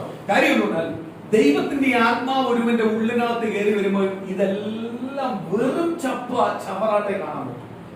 ഒന്നുമല്ല, ഈ വണ്ടി ഒന്നുമല്ല, ഈ മൊബൈൽ ഒന്നുമല്ല, ഞാൻ ഇടുന്ന വസ്ത്രം ഒന്നുമല്ല. പക്ഷെ മാറിമാട്ട് വസ്ത്രം തന്നെ ടിപ് ടോപ്പായിട്ട് നടക്കണം. അതിനകത്തുള്ള ഒരു ബഡ്ജറ്റ് ഉണ്ട്. ആ ബഡ്ജറ്റിന് അപ്പുറത്തുള്ള ഡ്രസ്സിലേക്ക് നീ പോകരുത്. നീ താഴ്മയോട് പോകും. മാന്യമായിട്ട് വസ്ത്രം ധരിക്കുക, ഇല്ലയോ? മാന്യമായിട്ട് വസ്ത്രം ധരിക്കുക. സ്തോത്രം. ഞാൻ അതേപോലെ ഞാൻ വിളിച്ചു പറയാം, നമ്മളൊരു കല്യാണത്തിന് പോകുമ്പോൾ സാധാ രീതിയിൽ പോകും. ഏറ്റവും ശ്രേഷ്ഠമായ സാധനം കാഞ്ചീപുരം പട്ട് എല്ലാം ഇട്ടുകൊണ്ടേ പോകുന്നു. വീതിയുള്ള പട്ട്, വീതിയുള്ള കാഞ്ചീപുരം, അതുപോലെ വീതിയുള്ള മുണ്ട് ഇതെല്ലാം കൊടുത്തോണ്ടേ പോകുന്നു. മുണ്ടിനനുസരിച്ച് ഷർട്ട്. ആരാധനയ്ക്ക് വരുമ്പോഴേ എങ്ങനെയെങ്കിലും എല്ലാം കയറി. ആരാധനയ്ക്ക് വരുമ്പോഴേ ചന്ത പോകുന്ന രീതിയിലല്ല നമുക്ക്. ആരാധനയ്ക്ക് പോകുമ്പോഴും ഒരു ഒരുക്കം എല്ലാം ഉണ്ടാവണം. ആരാധനയ്ക്ക് പോകുമ്പോൾ എനിക്ക് ഒരുക്കമുണ്ടോ? കല്യാണത്തിന് പോകുമ്പോൾ ഒരുങ്ങാതെ പോകല്ലേ? കല്യാണത്തിന് പോകുമ്പോൾ ടിപ്പാട്ടെ നിങ്ങൾക്ക് തന്നിരിക്കുന്ന സൗന്ദര്യത്തിനകത്ത് നിങ്ങൾക്കുള്ളതിൽ ഏറ്റവും ടോപ്പിലല്ല, ഉള്ളതിൽ അനുഗ്രഹപ്പെട്ടത് ഇട്ടുകൊടുക്കുക. ചിലർക്ക് പുതുതൊന്നെങ്കിലേ കല്യാണം, അങ്ങനെയൊന്നല്ല. ഉള്ളതിൽ നല്ല വൃത്തിയുള്ളത് ഇട്ടുകൊണ്ട് നല്ല 4 പേരെ വേണ്ടി പോകുക. അപ്പോഴും ദൈവവേദന യേശു ക്രിസ്തുവിനെ സ്വീകരിച്ച ഞാനൂരെ പോയി കഴിഞ്ഞാൽ ആർക്കാ നാണക്കേട്? കർത്താവിന്റെ നാമത്തിലാണ് നാണക്കേട്. സ്തോത്രം. അവൻ പെന്തിക്കോസ് ആയപ്പോൾ എങ്ങനെ ആയിപ്പോയെന്ന് പറയും. അവൻ സ്വർണ്ണമൊന്നും ഇടണ്ട, അവന് വേറെ ആവരണമൊന്നും ഇടണ്ട, ലിഫ്റ്റിക്കൊന്നും വേണ്ട. അവൻ ചേർന്നങ്ങോട്ട് ഇറങ്ങി തന്നെ അവനെ തന്നെ 10 പേര് പോകും. ആ രീതിയിൽ പോയി നിൽക്കണം. അതെന്നാ വൃത്തിയായിട്ട് പോയിക്കണം. എനിക്ക് ഭയങ്കര ഇഷ്ടമാണ്. പക്ഷെ നവാരാധനയ്ക്ക് വരുമ്പോഴും ആ വൃത്തിയോട് വരണം. അതിന്റെ ഒരു ലുക്കും ഇല്ലയോ? ചിന്താമണിയായിട്ട് ഇന്ന് കയറി വന്നപ്പോ ഒരു ലുക്കായിരുന്നു. സ്തോത്രം. അല്ലയോ? ഇല്ലയോ? തിരുമേശയിലെ എടുക്കുന്നതിന്റെ ആ ലുക്ക് വേറെയാ. പ്രൈസറോ ആ ലുക്ക് ഉണ്ടാവണം. ദൈവം തന്നതാണ്. ഞാൻ പോകേണ്ട ഓരോ വേഷമുണ്ട്, ഞാൻ ഇടുന്ന വേഷമുണ്ട്. ഞാൻ ആരാധനയ്ക്കകത്ത് കയറിയ ശുശ്രൂഷിക്കാൻ കയറുമ്പോ ഈ വേഷമായിരിക്കും. അത് കഴിയുമ്പോൾ ഞാൻ സാധാ വേഷത്തിലാണ് പോകുന്നത്. പ്രീസറോ എന്നെ ആരും ശുശ്രൂഷനായിട്ട് കാണണ്ട. പക്ഷെ ശുശ്രൂഷിക്കാൻ കയറുമ്പോൾ എനിക്ക് എന്റെ ആയിട്ടുള്ള സീരിയസ് ദൈവസന്നിധിയിൽ ഞാൻ ചുമ്മാ ചിലപ്പോൾ ഞാൻ ചില ഡ്രസ്സെല്ലാം ഇട്ടുകൊണ്ട് വെളിയിൽ കയറുമ്പോൾ ചിലർക്ക് ചെല്ലുമ്പോൾ എന്നെ പിടിച്ച് നിർബന്ധിക്കാറുണ്ട്. എനിക്ക് എന്റെ ലുക്കിന് എന്റെ രീതിക്ക് ഒരു എനിക്ക് കോൺഫിഡൻസ് ഉണ്ടെങ്കിൽ ഞാൻ കയറത്തുള്ളൂ. കാര്യമൊന്നും ദൈവം എന്നെ അയച്ചെങ്കിലേ കയറും. ദൈവം അയക്കാത്തടത്ത് എനിക്ക് ആ വീരം എനിക്ക് വേണ്ട, ആ സന്തോഷം എനിക്ക് വേണ്ട. ദൈവം തരുന്നത് നമുക്ക് ഒരു അടുക്കും ചിട്ടയും ക്രിസ്തീയമായ ഒരു കൾച്ചറും ക്രിസ്തീയ കൾച്ചറും അത് നമുക്കുണ്ടാവണം. ആത്മീയമായ കൾച്ചറുണ്ട്. അതാണ് പരിജ്ഞാനം എന്ന് പറയുന്നത്. ആ പരിജ്ഞാനം ആർക്കുണ്ടാവണം? ദൈവമക്കൾക്കുണ്ടാവണം. സ്തോത്രം. സ്നാനം ഞാൻ രണ്ടാമത് പറഞ്ഞു. സ്വർഗത്തിൽ മേൽ ഭൂമിക്കും സകല അധികാരം എനിക്ക് തന്നു. ആകയാൽ നിങ്ങൾ പോയി പിതാവും പുത്രനും പരിശുദ്ധാത്മാവിന്റെ നാമത്തിൽ സ്നാനപ്പെടുത്തുകയും അവരെ എന്ത് ചെയ്യണം? ദൈവവചനത്തെയും പ്രമാണത്തെയും അനുസരിക്കുവാൻ പഠിപ്പിക്കുകയും. അടുത്ത വാക്യം, ഞാൻ നിങ്ങളോട് കൽപ്പിച്ചതൊക്കെയും പ്രമാണിപ്പാൻ തക്കവണ്ണം ഉപദേശിച്ചുകൊണ്ട് സകല ജാതികളെയും ശിഷ്യരാക്കിക്കൊള്ളുവിൻ. ഞാനോ ലോകാവസാനത്തോളം ഉപദേശിച്ച് നിങ്ങൾ എന്ത് ചെയ്യണം? ശിഷ്യരാക്കിക്കൊള്ളുവിൻ. ദൈവസഭയ്ക്കകത്ത് ചേർത്ത് ദൈവസഭയ്ക്കകത്ത് അവരെ ബലപ്പെടുത്തി അവർക്ക് വേണ്ടതെല്ലാം ബലഹീനങ്ങളെ പറഞ്ഞ് അവരുടെ പ്രതികൂലങ്ങളെ പറഞ്ഞ് അവരെ ധൈര്യപ്പെടുത്തി അതിനകത്തുനിന്നെല്ലാം ജയമെടുക്കുന്ന കൃപാവരങ്ങളാൽ അവരെ നിറച്ച് ദൈവവചനത്താൽ അവരെ നിറച്ച് എപ്പോഴും അവർക്ക് വചനം എന്ന് പറയുന്ന ധൈര്യം പകർന്ന് ഞാനോ അവസാന നാള് കണ്ടു. അപ്പൊ യേശുക്രിസ്തു ദൈവത്തിന്റെ വചനപ്രകാരം സ്നാനപ്പെട്ടവര് ദൈവവൈതലിന്റെ കൂടെ ആരുണ്ട്? യേശു. ഞാൻ പലപ്പോഴും പ്രാർത്ഥിക്കുമ്പോൾ സുന്ദരോട് പറയാറുണ്ട്, ഞാൻ ബന്ധവും സ്വന്തവും സുഹൃത്ത് ബന്ധവും എല്ലാം വിട്ട് ജീവിക്കുന്നവരാണ്. എല്ലാത്തിനും പിന്മാറി ജീവിക്കുന്നവരാണ്. മരണം കേട്ടാലോ ഞാൻ ഒന്നും പോകാറില്ല. ഞാൻ എല്ലാത്തിനും വേർവിട്ട് ജീവിക്കുന്നവരാണ്. അപ്പോൾ ഞാൻ പലപ്പോഴും സുന്ദരോട് ഞങ്ങൾ ഇങ്ങനെ സംസാരിക്കുമ്പോൾ പറയും, ഞങ്ങൾ പരസ്പരം അങ്ങോട്ട് പറയും, സ്വന്തം ആരും ഇല്ലെങ്കിൽ നിങ്ങൾ താരം. ഇവരെല്ലാം ഉണ്ടായിരുന്നെങ്കിൽ നമുക്ക് തലവേദനയായി.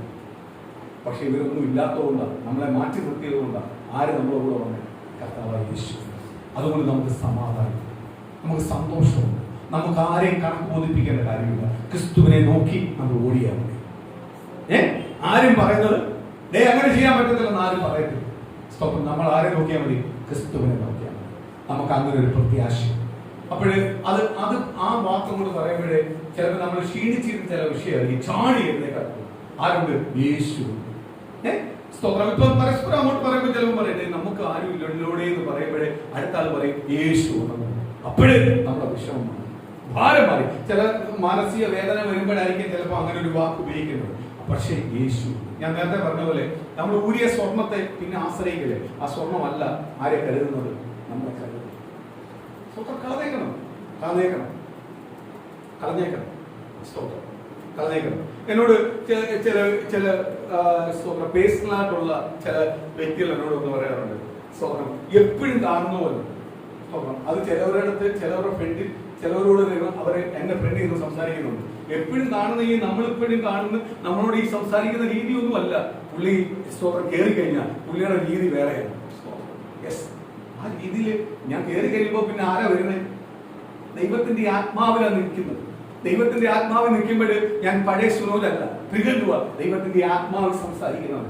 എനിക്ക് സ്വന്തം അവിടെ ഒറ്റ ചിന്തയേ ഉള്ളൂ. അവിടെ ഇമ്പോസിബിൾ എന്ന വാക്കില്ല, എല്ലാം പോസിബിൾ എന്നുള്ള വാക്കില്ല. കർത്താവിന്റെ സന്നി, കർത്താവിനെ കൂടെ പിടിച്ച് കർത്താവിനെ മുറുകി പിടിച്ചിരിക്കുന്ന ദൈവമക്കൾക്ക് പിന്നെ എന്തേ ഉള്ളൂ?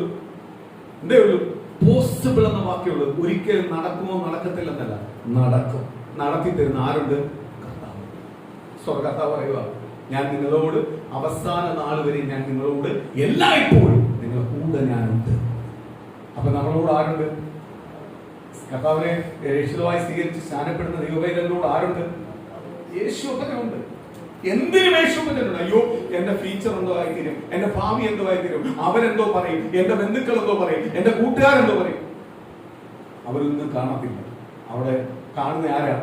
യേശുഭദ്രൻ. യേശുഭദ്രൻ ഉണ്ടെങ്കിൽ പിന്നെ ഇവരെല്ലാം എന്തിനാ? യേശുഭദ്രൻ ഉണ്ടെങ്കിൽ ഇവരെല്ലാം കൂടെ കാണും, ഇവരെല്ലാം കൂടെ വരും. നമ്മൾ ഇവരെ അടുപ്പിച്ചില്ലെങ്കിൽ പോലും ഇവർ നമ്മളെ വിടത്തില്ല, നമ്മുടെ പുറമേ കാണും.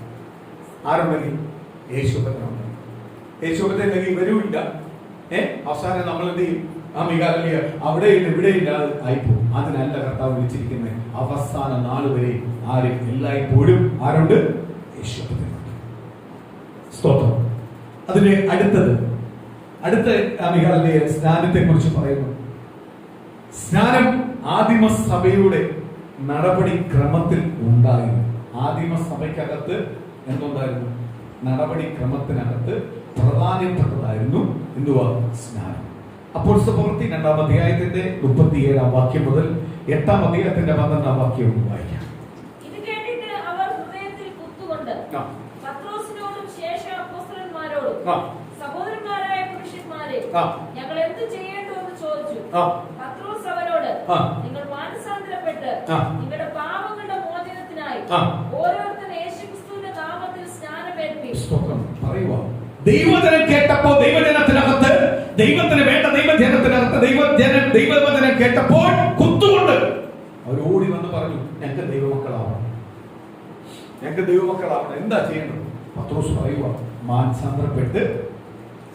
മാനസാന്തരപ്പെട്ട് സ്നാനപ്പെട്ട് ക്രിസ്തുവിലാവി എന്ന് നിങ്ങളുടെ പാപങ്ങളെല്ലാം ആരും മോചിപ്പിച്ചിരുന്നു? ദൈവം മോചിപ്പിച്ചിരുന്നു. അപ്പൊ നമ്മുടെ പാപത്തെ മോചിപ്പിച്ചു തരുന്നതാണ് സ്നാനം. നമ്മുടെ കുറവുകളെ, വീഴ്ചകളെ, പാപത്തെ മോചിപ്പിച്ച് നമ്മളെ ശുദ്ധീകരിക്കുന്നതാണ് സ്നാനം. പറയുക, മാനസാന്തരപ്പെട്ട് പാപത്തെ ഏറ്റുപറ, പാപത്തെ കളയും. എന്തുവാ? നീ സ്നാനപ്പെട്ടാൽ. സ്തോത്രം. അടുത്തത്, എന്നാൽ നിങ്ങൾ ഇരട്ടി ശക്തി തരുന്ന, ബലം തരുന്ന ഒരു സാധനമാണ് എന്തുവാ? നിങ്ങൾ അമ്മയെ വിശ്വസിച്ച് ക്രിസ്തുവിന്റെ സഭയിൽ വിശ്വസിച്ച് സ്നാനപ്പെട്ട് അല്ലെങ്കിൽ മാനസാന്തരപ്പെട്ട് പാപത്തെ ഏറ്റു പറഞ്ഞു. നിങ്ങൾ മാനസാന്തരപ്പെട്ട് സ്നാനമേറ്റുമ്പോൾ നിങ്ങളുടെ പാപങ്ങളെല്ലാം ദൈവം ക്ഷമിച്ച് കളയും, പാപങ്ങളെല്ലാം മാറ്റി. അത് കഴിയുമ്പോഴത്തേക്കും നിങ്ങൾക്ക് പരിശുദ്ധാത്മാവ് എന്ന് പറയുന്ന, പരിശുദ്ധാത്മാവ് ഉണ്ടെങ്കിൽ നീ ഭയപ്പെടാൻ, പരിശുദ്ധാത്മാവ് ഉണ്ടെങ്കിൽ കർത്താവ് നിന്നോടൊപ്പമുണ്ട്. കർത്താവിനോട് നീ സംസാരിക്കുന്നത്, പരിശുദ്ധാത്മാവ് സംസാരിക്കുന്ന ഓരോ ശബ്ദവും കർത്താവിനോട്. അപ്പൊ കർത്താവിന്റെ സ്ഥിതി സംസാരിക്കുന്ന ഓരോ ദൈവജനത്തെയും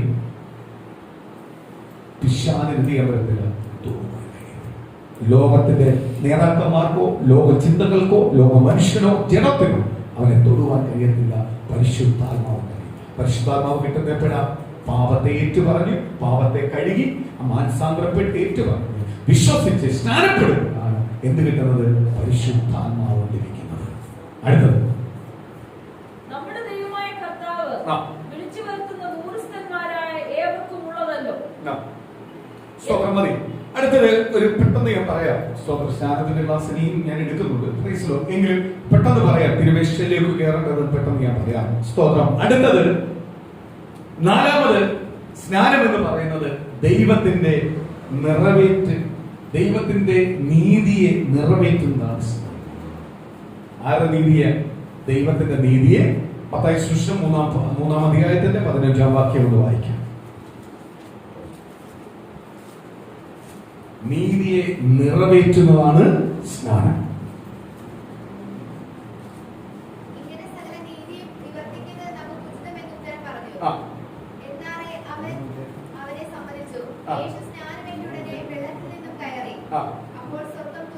കണ്ടോ? ദൈവത്തിന്റെ നീതിയെ നിറവേറ്റുന്നതാണ് സ്നാനം. യോഹന്നാനോട് യേശുവിനെ പറയുക, സ്തോത്രം, എനിക്ക് എന്നെ ഒന്ന് സ്നാനപ്പെടും. യോഹന്നാനെ ജനിച്ചത് ആരെ സ്നാനപ്പെടുത്താനാണ്? യേശുവിനെ ജനിക്കുന്ന 6 മാസം മുമ്പ് ജനിച്ചവൻ. ആരെ സ്നാനപ്പെടുത്താനാണ്?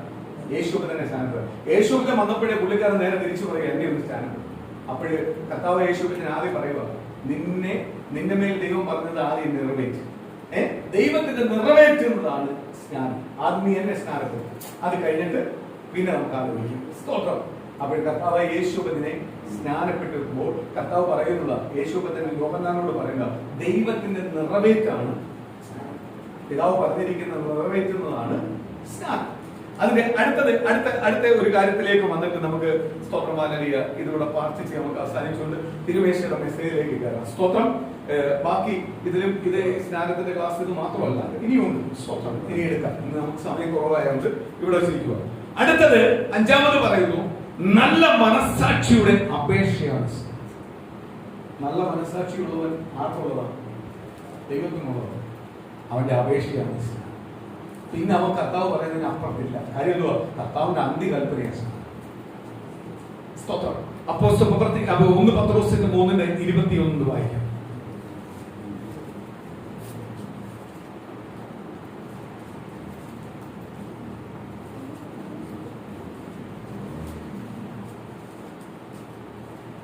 പത്രോസ് 3:21.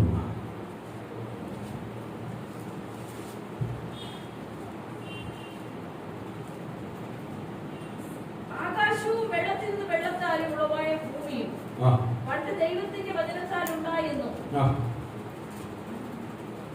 1 പത്രോസ് 3:21.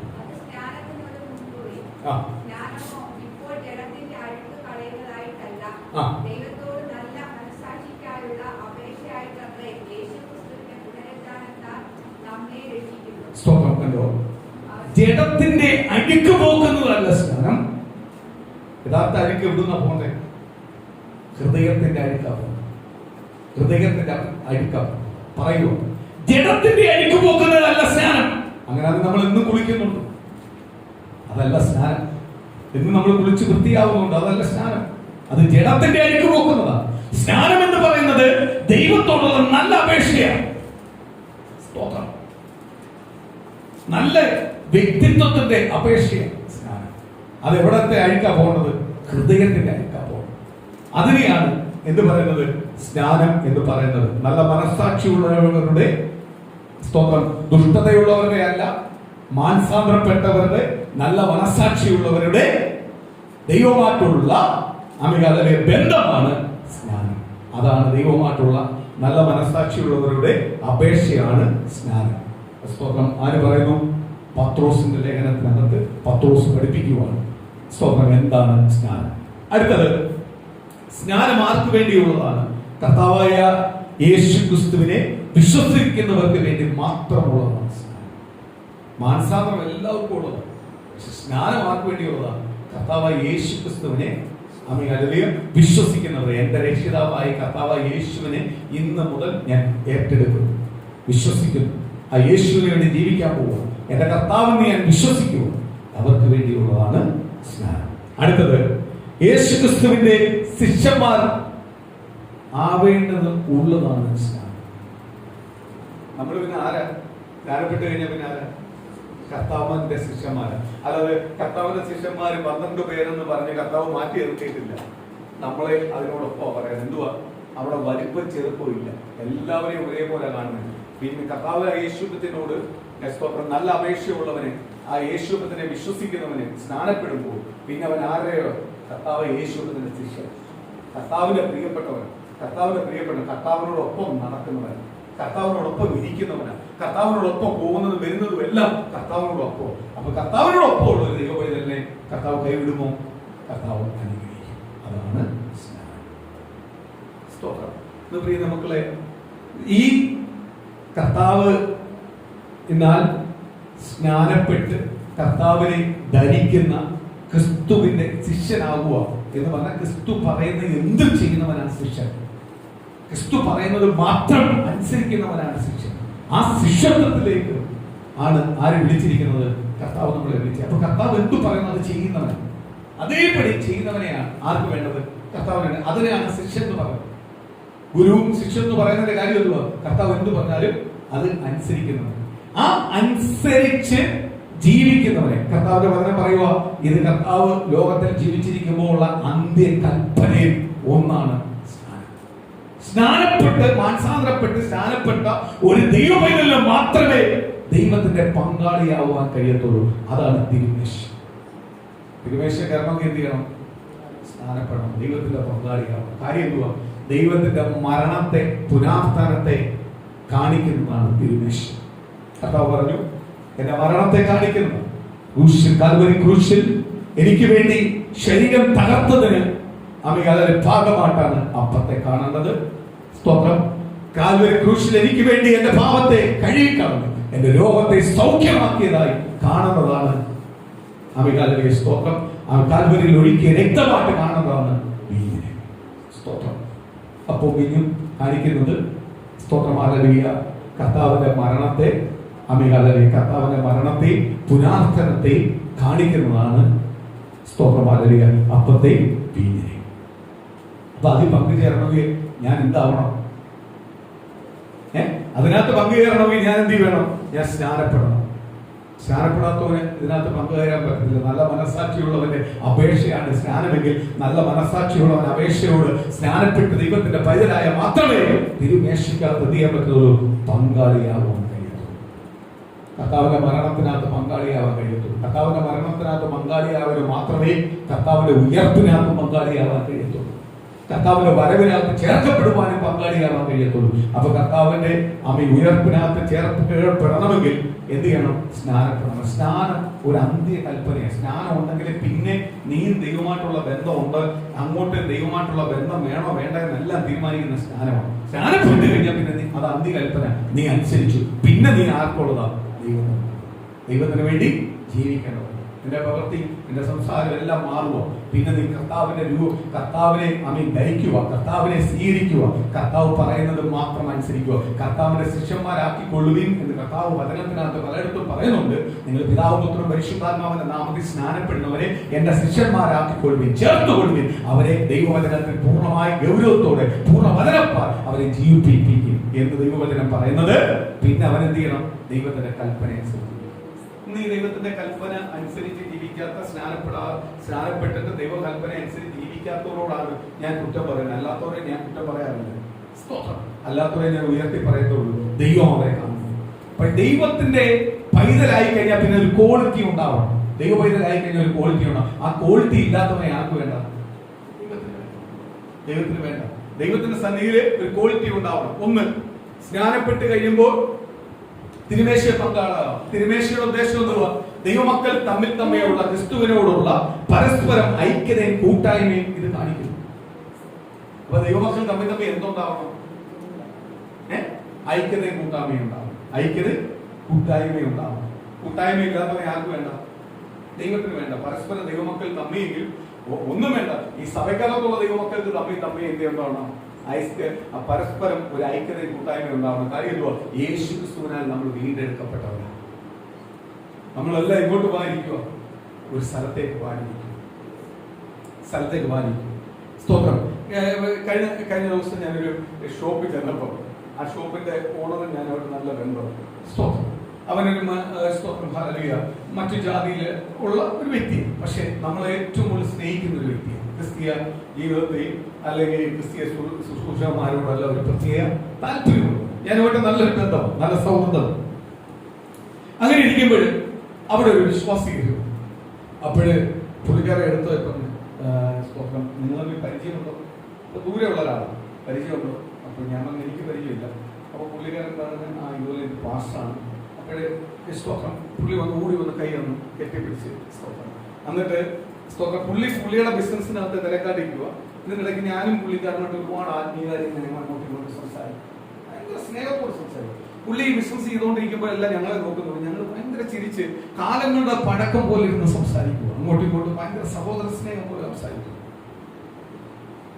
ആളിനെ എല്ലാം കഴിയുമ്പോൾ പുള്ളി വന്ന് നിങ്ങളൊന്ന് ചേരും, അതുകൊണ്ടാണ് ഞാൻ പരിചയപ്പെട്ടു. പുള്ളിക്കാരൻ പറഞ്ഞു ഞങ്ങൾ ഇവിടെ അല്ല ചേരുന്നത്, ഞങ്ങൾ അങ്ങ് പോയാലും ചേരും. നിങ്ങൾ ചേരത്തില്ല, പക്ഷെ ഞങ്ങൾ അങ്ങ് ചേരും, ഞങ്ങൾക്ക് പ്രത്യാശയുണ്ട്. ഞാനോർത്തില്ല അവൻ പരിചയപ്പെടുത്തുകയും സ്തോത്രം പുള്ളിക്കാരെ എടുത്തതായി പറയാം. സ്തോത്രം ഞങ്ങൾക്കൊരു പ്രത്യാശയുണ്ട്, നിങ്ങൾക്കില്ല, ഞങ്ങൾക്കൊരു പ്രത്യാശയുണ്ട്. കാര്യമുണ്ടോ? ഞങ്ങൾ യേശു ക്രിസ്തുവിന്റെ മക്കളാണ്. സ്തോത്രം. അപ്പോഴേ പുള്ളിക്കാരൻ പറഞ്ഞു എനിക്ക് അപ്പോഴും മനസ്സിലായി, നിങ്ങൾ ഭയങ്കര കളിയും ചിരിയും സംസാരിച്ചപ്പോഴേ മനസ്സിലായി നിങ്ങളൊന്ന് ചേരുന്നുണ്ടാ പരിചയപ്പെടുത്തിയത്. സ്തോത്രം. പുള്ളിക്കാരൻ പറയും ഇവിടെ മാത്രമല്ല ചേരുന്നത്, സ്തോത്രം ഒരു പരിചയവുമില്ല, ഞാൻ കണ്ടിട്ടില്ല, പുള്ളിയെ കേട്ടിട്ടില്ല, പുള്ളി ഏത് വീട്ടിലാന്ന് അറിയത്തില്ല, ഒന്നും അറിയത്തില്ല. പക്ഷെ ഞങ്ങൾ അല്പസം സംസാരിച്ചപ്പോൾ അങ്ങോട്ടും ഇങ്ങോട്ടും ഞങ്ങൾക്ക് കത്തുന്ന ഒരു കാര്യം ഉണ്ടായിരുന്നു. എന്തുവായിരുന്നറിയോ? പരിശുദ്ധാത്മാവെന്ന് പറയുന്നത്. സ്തോത്രം. ആത്മാവി കത്തുക. ഓരോ വാക്ക് അങ്ങോട്ട് പറയുമ്പോൾ ഇങ്ങോട്ട് പറയുമ്പോൾ ആത്മാവി കത്തുന്നുണ്ടായിരുന്നു. സ്തോത്രം. അത് മറ്റേ ആൾക്ക് മനസ്സിലായില്ല. മറ്റാൾ പറഞ്ഞ് നിങ്ങൾ ആളാകണ്ട. അപ്പൊ പുള്ളിക്കാരൻ ഞങ്ങൾ ആളല്ല, ഞങ്ങൾ ഇവിടെ മാത്രമല്ല, ഞങ്ങളെല്ലാം ഒരു സ്ഥലത്ത് വായിരിക്കുന്നവരാണ്, ഞങ്ങൾക്കൊരു പ്രത്യാശയുണ്ട്. സ്തോത്രം. അപ്പൊ കർത്താവിന്റെ ശരീരം അത് തകർത്ത് നമ്മളെ വീണ്ടെടുത്തു, സ്നാനപ്പെട്ടു, ദൈവത്തിന്റെ പൈതലായതുകൊണ്ടാണ് അത് നമുക്ക് പറയാൻ പറ്റിയത്. കാര്യം എന്തോ? നമ്മളെല്ലാം ഒരു സ്ഥലത്തേക്ക് പാലിക്കുന്നു, ഒരു സ്ഥലത്തേക്ക് പാലിക്കുന്നു, അവിടെ കൂടാവുന്നത്. അപ്പോഴും നമ്മൾ ദൈവമക്കൾക്ക് തമ്മിൽ എന്നുണ്ടാവണം ഐക്യതയും അങ്ങോട്ട് പരസ്പരം ബഹുമാനവും സ്നേഹവും എല്ലാം ഉണ്ടായിരുന്നു. സ്തോത്രം. ഇവിടെ അമികാലയോ ജോലിയുടെയോ പണത്തിന്റെയോ അല്ലെങ്കിൽ പുറമേയുള്ള സൗന്ദര്യത്തിന്റെയോ സ്തോത്രം ഏറ്റക്കുറച്ചിലൊന്നും ഉണ്ടാവില്ലേ. എല്ലാവരും പരസ്പരം ഒറ്റ മനസ്സോടെ സ്നേഹിക്കണം. സ്തോത്രം. ഐക്യത ഉണ്ടാവണം, ഐക്യത ഉണ്ടാവണം. സ്തോത്രം. ഐക്യത ഉണ്ടാവണം.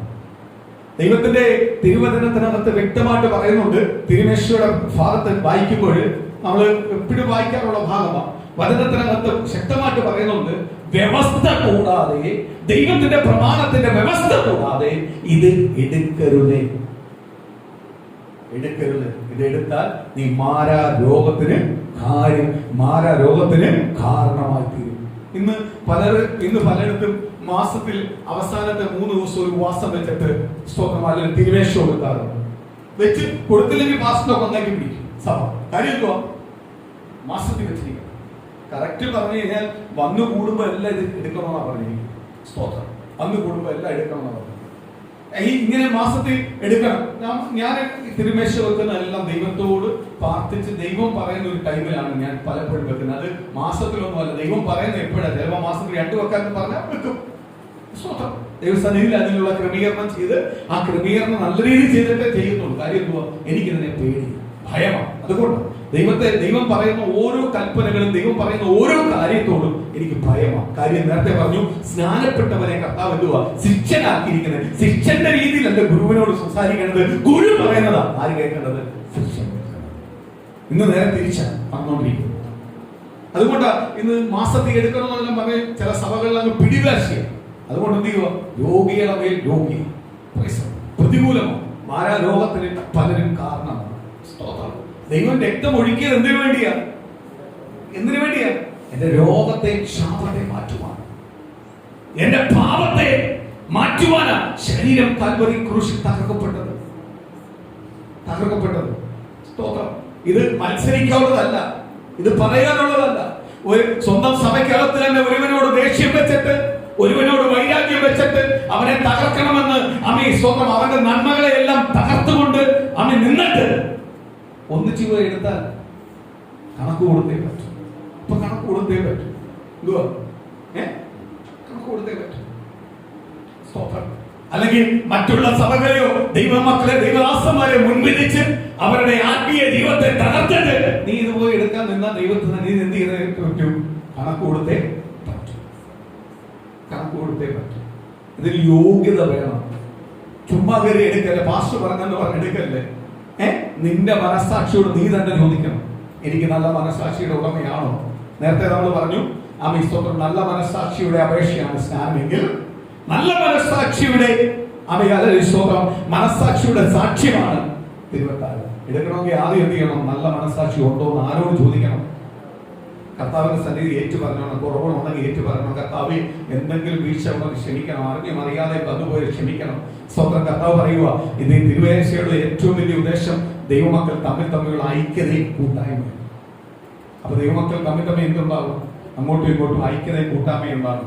സ്തോത്രം. സഭയുടെ ആരാധന കഴിഞ്ഞുകൊണ്ട് പുറത്തിറങ്ങുമ്പോൾ തന്നെ ഒരുത്തൻ തകർക്കണമെന്ന് പറഞ്ഞിരുന്നാൽ അവൻ ഒരിക്കലും ഇതിനകത്ത് പങ്കാളിയാവരുത്. സ്തോത്രം. അവന്റെ മേൽ എന്തുള്ളത്? ദൈവത്തിന്റെ ആത്മാവല്ല അവന്റെ ഉള്ളിലുള്ളത്, യൂദയുടെ ആത്മാവ് അവന്റെ മേലുള്ളത്. യൂദയും തിരുമേശ എടുത്തിട്ടാ ആരെ ഒറ്റിക്കൊടുക്കാൻ പോയെ? യേശുവിനെ ഒറ്റി. തിരുമേശ എടുക്കുമ്പോൾ തന്നെ യേശുവിനെ പറഞ്ഞു, നീ എന്നെ ഒറ്റി കൊടുക്കുന്ന ഏറ്റു പറഞ്ഞു. പക്ഷെ ഏറ്റു പറഞ്ഞില്ല. നീതിമാനായിട്ട് ഞാൻ കുടിച്ചിട്ട് ഇതിനകത്ത് പങ്കുചേർന്നിട്ട് എവിടോട്ട് പോയി? യേശുവിനെ ഒറ്റിക്കൊടുക്കാൻ പോകും. ഇന്നത്തെ സഭയ്ക്കകത്തും ഇതുപോലെ ഇതിനകത്ത് തിരുമേശ പങ്കെടുത്തിട്ട് വിശുദ്ധിയോട്, വേർപാടോട്, ഏറ്റുപറച്ചിലോട്, പാപബോധത്തോട്, കർത്താവിന്റെ കാൽവരി ക്രൂശിലെ കർത്താവിന്റെ മരണത്തോടും പുനർത്തനത്തോടും മൂന്നാം നാൾ ഉയർത്തെഴുന്നേറ്റിയ പുനർത്തനത്തോടും എല്ലാം ചിന്തിച്ച് ആ ചിന്തയിലേക്ക് നമ്മളെ ചിന്തകളെ കൊണ്ടുപോയി കാൽവരി ക്രൂശിൽ കർത്താവ് അനുഭവിച്ച വേദനകൾ ഒന്നും ചെയ്യാത്ത ഒരു കുറ്റവും ചെയ്യാത്ത വ്യക്തി എല്ലാ കുറ്റം നമുക്ക് വേണ്ടി ഏറ്റെടുത്ത് ഇതെല്ലാം സഹിച്ച് കാൽവരി ക്രൂശിൽ ഒഴുക്കിയതെല്ലാം ചിന്തയോട് വേണം ഇത് ഭക്ഷിക്കാൻ, ഇതിനകത്ത് പങ്കുചേരാൻ. ആ മരണത്തിനകത്ത് നീ സാക്ഷിയാ. അന്ന് നിനക്ക് കാണാൻ പറ്റില്ലെങ്കിൽ നീ ഇത് കാണുമ്പോൾ കണ്ടോണം, അതിനകത്ത് നീ സാക്ഷിയാ. ഞാനും കൊണ്ട് അതിനകത്ത് പങ്കാളി. കാര്യം എന്തുവാ? എനിക്കും വേണ്ടിയാ കർത്താവ് അന്ന് മരിച്ചത്, മൂന്നാം നാൾ ഉയർത്തന്നെ. ആ ബോധ്യത്തോട് വേണം ഇത് ഭക്ഷിക്കണം. ഇതെല്ലാം പറഞ്ഞിട്ട് ഇതെല്ലാം ഭക്ഷിച്ചിട്ട് അങ്ങോട്ട് വെളിയിലോട്ട് ഇറങ്ങാൻ വേണ്ടി പാരമണിയുവാണെങ്കിൽ നീ ഒരിക്കലും ഇതിന് യോഗ്യനല്ല. ആദ്യം നീ നിന്റെ ദൈവമക്കൾ തമ്മിൽ എന്തുണ്ടാവണം? പരസ്പരം ഐക്യതയും കൂട്ടായ്മയും സ്നേഹവും കാണണം. അത് കഴിയുമ്പോൾ അടുത്തത് ഞാൻ ഇത്രയും നേരം പറഞ്ഞതുപോലെ നമ്മുടെ പാപങ്ങൾക്ക് വേണ്ടി ക്രിസ്തു തന്റെ ശരീരം തകർത്തു, നമ്മുടെ രോഗങ്ങൾക്ക് വേണ്ടി രക്തം ചൊരിഞ്ഞു. അതിന്റെ പ്രതീകമായിട്ട് അപ്പത്തെ വീഞ്ഞിനെയും കാണുന്നു. മൂന്നാമത്, കർത്താവിന്റെ പുനരാഗമനം എത്രയും വേഗം സംഭവിക്കും, എത്ര വേഗം അത് സംഭവിക്കുമെന്ന് ഇത് വിളിച്ചു പറയുന്നു. കർത്താവ് പറഞ്ഞു, ഇത് ഞാൻ സ്തോത്രം പഠിപ്പിക്കുക നിങ്ങളെ. സ്തോത്രം. ഇനി ഞാൻ നിങ്ങളോട് ഇത് എടുക്കുന്നത് എപ്പോഴാണ്? പുനരാഗമനത്തിൽ കർത്താവ് വരുമ്പോൾ നമുക്ക് ഒന്നിച്ച് ഇത് ചേരാം. ഇന്ന് നിങ്ങളോടൊപ്പം ഉണ്ട്. ഇനി ഞാൻ ഈ ഭൂമിയിൽ ഇരിക്കുമ്പോൾ ഇത് എടുക്കത്തില്ല. ഇനി നിങ്ങൾ പുനരാഗമനത്തിനകത്ത് കർത്താവ് ഉയർത്തെഴുന്നേറ്റ് വന്നു, കർത്താവിനോടൊപ്പം സ്വർഗത്തിൽ ഇരിക്കുമ്പോൾ നമ്മൾ ഇതിനകത്ത് പങ്കുചേരും. അത് അപ്പോൾ പങ്കുചേരുമ്പോൾ ഇച്ചിരൂടെ ഉറപ്പോടെ പങ്കുചേരുന്നത് എന്തുവാ? നമ്മളിത് കർത്താവിന് വേണ്ടി ഭൂമിയിൽ കർത്താവിന് വേണ്ടി ജീവിക്കാൻ വേർതിരിച്ച് ജീവിച്ചതുകൊണ്ടാണ് നമുക്ക് ഇതിനകത്ത് എന്ത് ചെയ്യാൻ പറ്റിയ പങ്കുചേരാനുള്ള ഭാഗ്യം ലഭിച്ചത്. അപ്പൊ കർത്താവ് വീണ്ടും പങ്കുചേരും. അടുത്തത് യോഗ്യത. മാനസാന്തരപ്പെടണം. നേരത്തെ പറഞ്ഞ പോലെ സ്നാനപ്പെടണം. ദൈവത്തോട് മനുഷ്യനോട് നല്ല മനസ്സാക്ഷിയുള്ളവനാണ്. ദൈവത്തോട് നല്ല മനസ്സാക്ഷി ഇല്ലാത്തവൻ, ദൈവത്തോട് നല്ല മനസ്സാക്ഷിയുള്ളവൻ മനുഷ്യനോട് നല്ല മനസ്സാക്ഷി ഉണ്ടാവും. മനുഷ്യനെതിരെ പാരമണിയാൻ പോകില്ല. അവന് പാപബോധം ഉണ്ടാവും. ദൈവത്തോട് ആത്മാർത്ഥതയുള്ളവൻ, ദൈവത്തോട് നല്ല മനസ്സാക്ഷി, ദൈവത്തിന്റെ കൽപ്പന അനുസരിച്ച് ദൈവത്തിന്റെ ശിഷ്യനായി ദൈവത്തിന് വേണ്ടി ജീവിക്കുന്ന ഒരു ദൈവപൈതലിന് ഒരിക്കലും ഒരു മനുഷ്യനെതിരെ കുറ്റത്തിൽ നിൽക്കത്തില്ല, ഒരു മനുഷ്യനെതിരെ സംസാരിക്കത്തില്ല, അവനെ തകർക്കാൻ നോക്കത്തില്ല. കാര്യം എന്തുവാ? ദൈവം സൃഷ്ടിച്ച മനുഷ്യൻ, അവനെ നമുക്ക് സ്നേഹിക്കാൻ പോകും, അവനോട് നമുക്ക് കരുതലുണ്ടാവും. കാര്യം അവൻ നമുക്കെതിരെ എന്തൊക്കെ ചെയ്തെന്ന് പറഞ്ഞാലും അവനോട് നമുക്കൊന്നും ഉണ്ടാവത്തില്ല, ദേഷ്യം ഉണ്ടാവത്തില്ല. കാര്യം നമ്മളെ പേര് വസിക്കുന്ന ആരാ? കർത്താവ്. സ്നാനപ്പെട്ടവന്റെ മേൽ അതായിരിക്കണം വസിക്കുന്നത്. സ്തോത്രം. ഇപ്പോൾ ദൈവത്തോട് മനുഷ്യരോട് നല്ല മനസ്സാക്ഷിയുള്ള വ്യക്തിയായിരിക്കണം. സ്തോത്രം. സ്നാനപ്പെട്ടാൽ മാത്രം പോരാ, ഈ കുറെ നിയമങ്ങളോട് ഉണ്ടെങ്കിൽ മാത്രമേ ഇതിനകത്ത് എന്ത് ചെയ്യാൻ പറ്റത്തുള്ളൂ? തിരുമേശയെ പങ്കുചേരുവാൻ കഴിയത്തുള്ളൂ. ദൈവവചനത്തിനകത്ത് വായിക്കുമ്പോൾ നമുക്ക് ദൈവവചനം പഠിപ്പിക്കുന്നുണ്ട്, വ്യവസ്ഥ കൂടാതെ എടുത്തു കഴിഞ്ഞാൽ നീ കണക്കോട്. തിരുമേശ എന്ന് പറഞ്ഞാൽ വ്യവസ്ഥ കൂടാതെ എടുത്താൽ നീ കണക്കോട്. ദൈവമായിട്ട് ആരുമായിട്ട് ബന്ധമുള്ളവനാ തിരുമേശ പങ്കുവരുന്നത്. കാര്യം എന്തുവാ? ഞാൻ ദൈവത്തിന് വേണ്ടി ജീവിക്കാൻ തയ്യാറാ. ദൈവം പറയുന്നത് എന്ത് ചെയ്യാൻ തയ്യാറാ. കാര്യം ഞാൻ ദൈവത്തിന്റെ ശിഷ്യനാണ്. ദൈവം എന്നെ ശിഷ്യനാക്കിയാ തെരഞ്ഞെടുത്തിരിക്കുന്നത്. ഞാൻ കർത്താവിന് വേണ്ടി എന്ത് ചെയ്യും? ദൈവം എന്തോ പറഞ്ഞാലും ഞാൻ അങ്ങനെ ജീവിക്കത്തു. ആ തീരുമാനമുള്ളവനാണ് ഇതിനകത്ത് യോഗ്യം. സ്തോത്രം. ഒരു നിമിഷം നമുക്ക് എല്ലാവർക്കും പ്രാർത്ഥിക്കാം. കർത്താവിന്റെ പാദപീഠത്തിലേക്ക് പൂർണ്ണ ഹൃദയത്തോട് ഏൽപ്പിക്കാൻ, നമ്മളെ തന്നെ ശോധന ചെയ്യാം. നമ്മളെ കുറവുകളെല്ലാം ഏറ്റുപറയാം. ദൈവസ്ഥാനിലേക്ക് ഒന്ന് ഏറ്റുപറയാ. ദൈവസ്ഥാനിലേക്ക് ഒന്ന് പൂർണ്ണ ഹൃദയത്തോടെ ദൈവ കർത്താവേ, ഞങ്ങൾ തന്നെ ഒന്നുകൂടെ കഴുകുന്നു കർത്താവേ. ഇന്ന് പകരം ഞങ്ങൾ ഒന്നുകൂടെ കഴുകുന്നു കർത്താവേ. ദൈവ കർത്താവേ, ഞങ്ങളുടെ പാപങ്ങളെ ഞങ്ങളുടെ ജീവിതത്തിനകത്ത്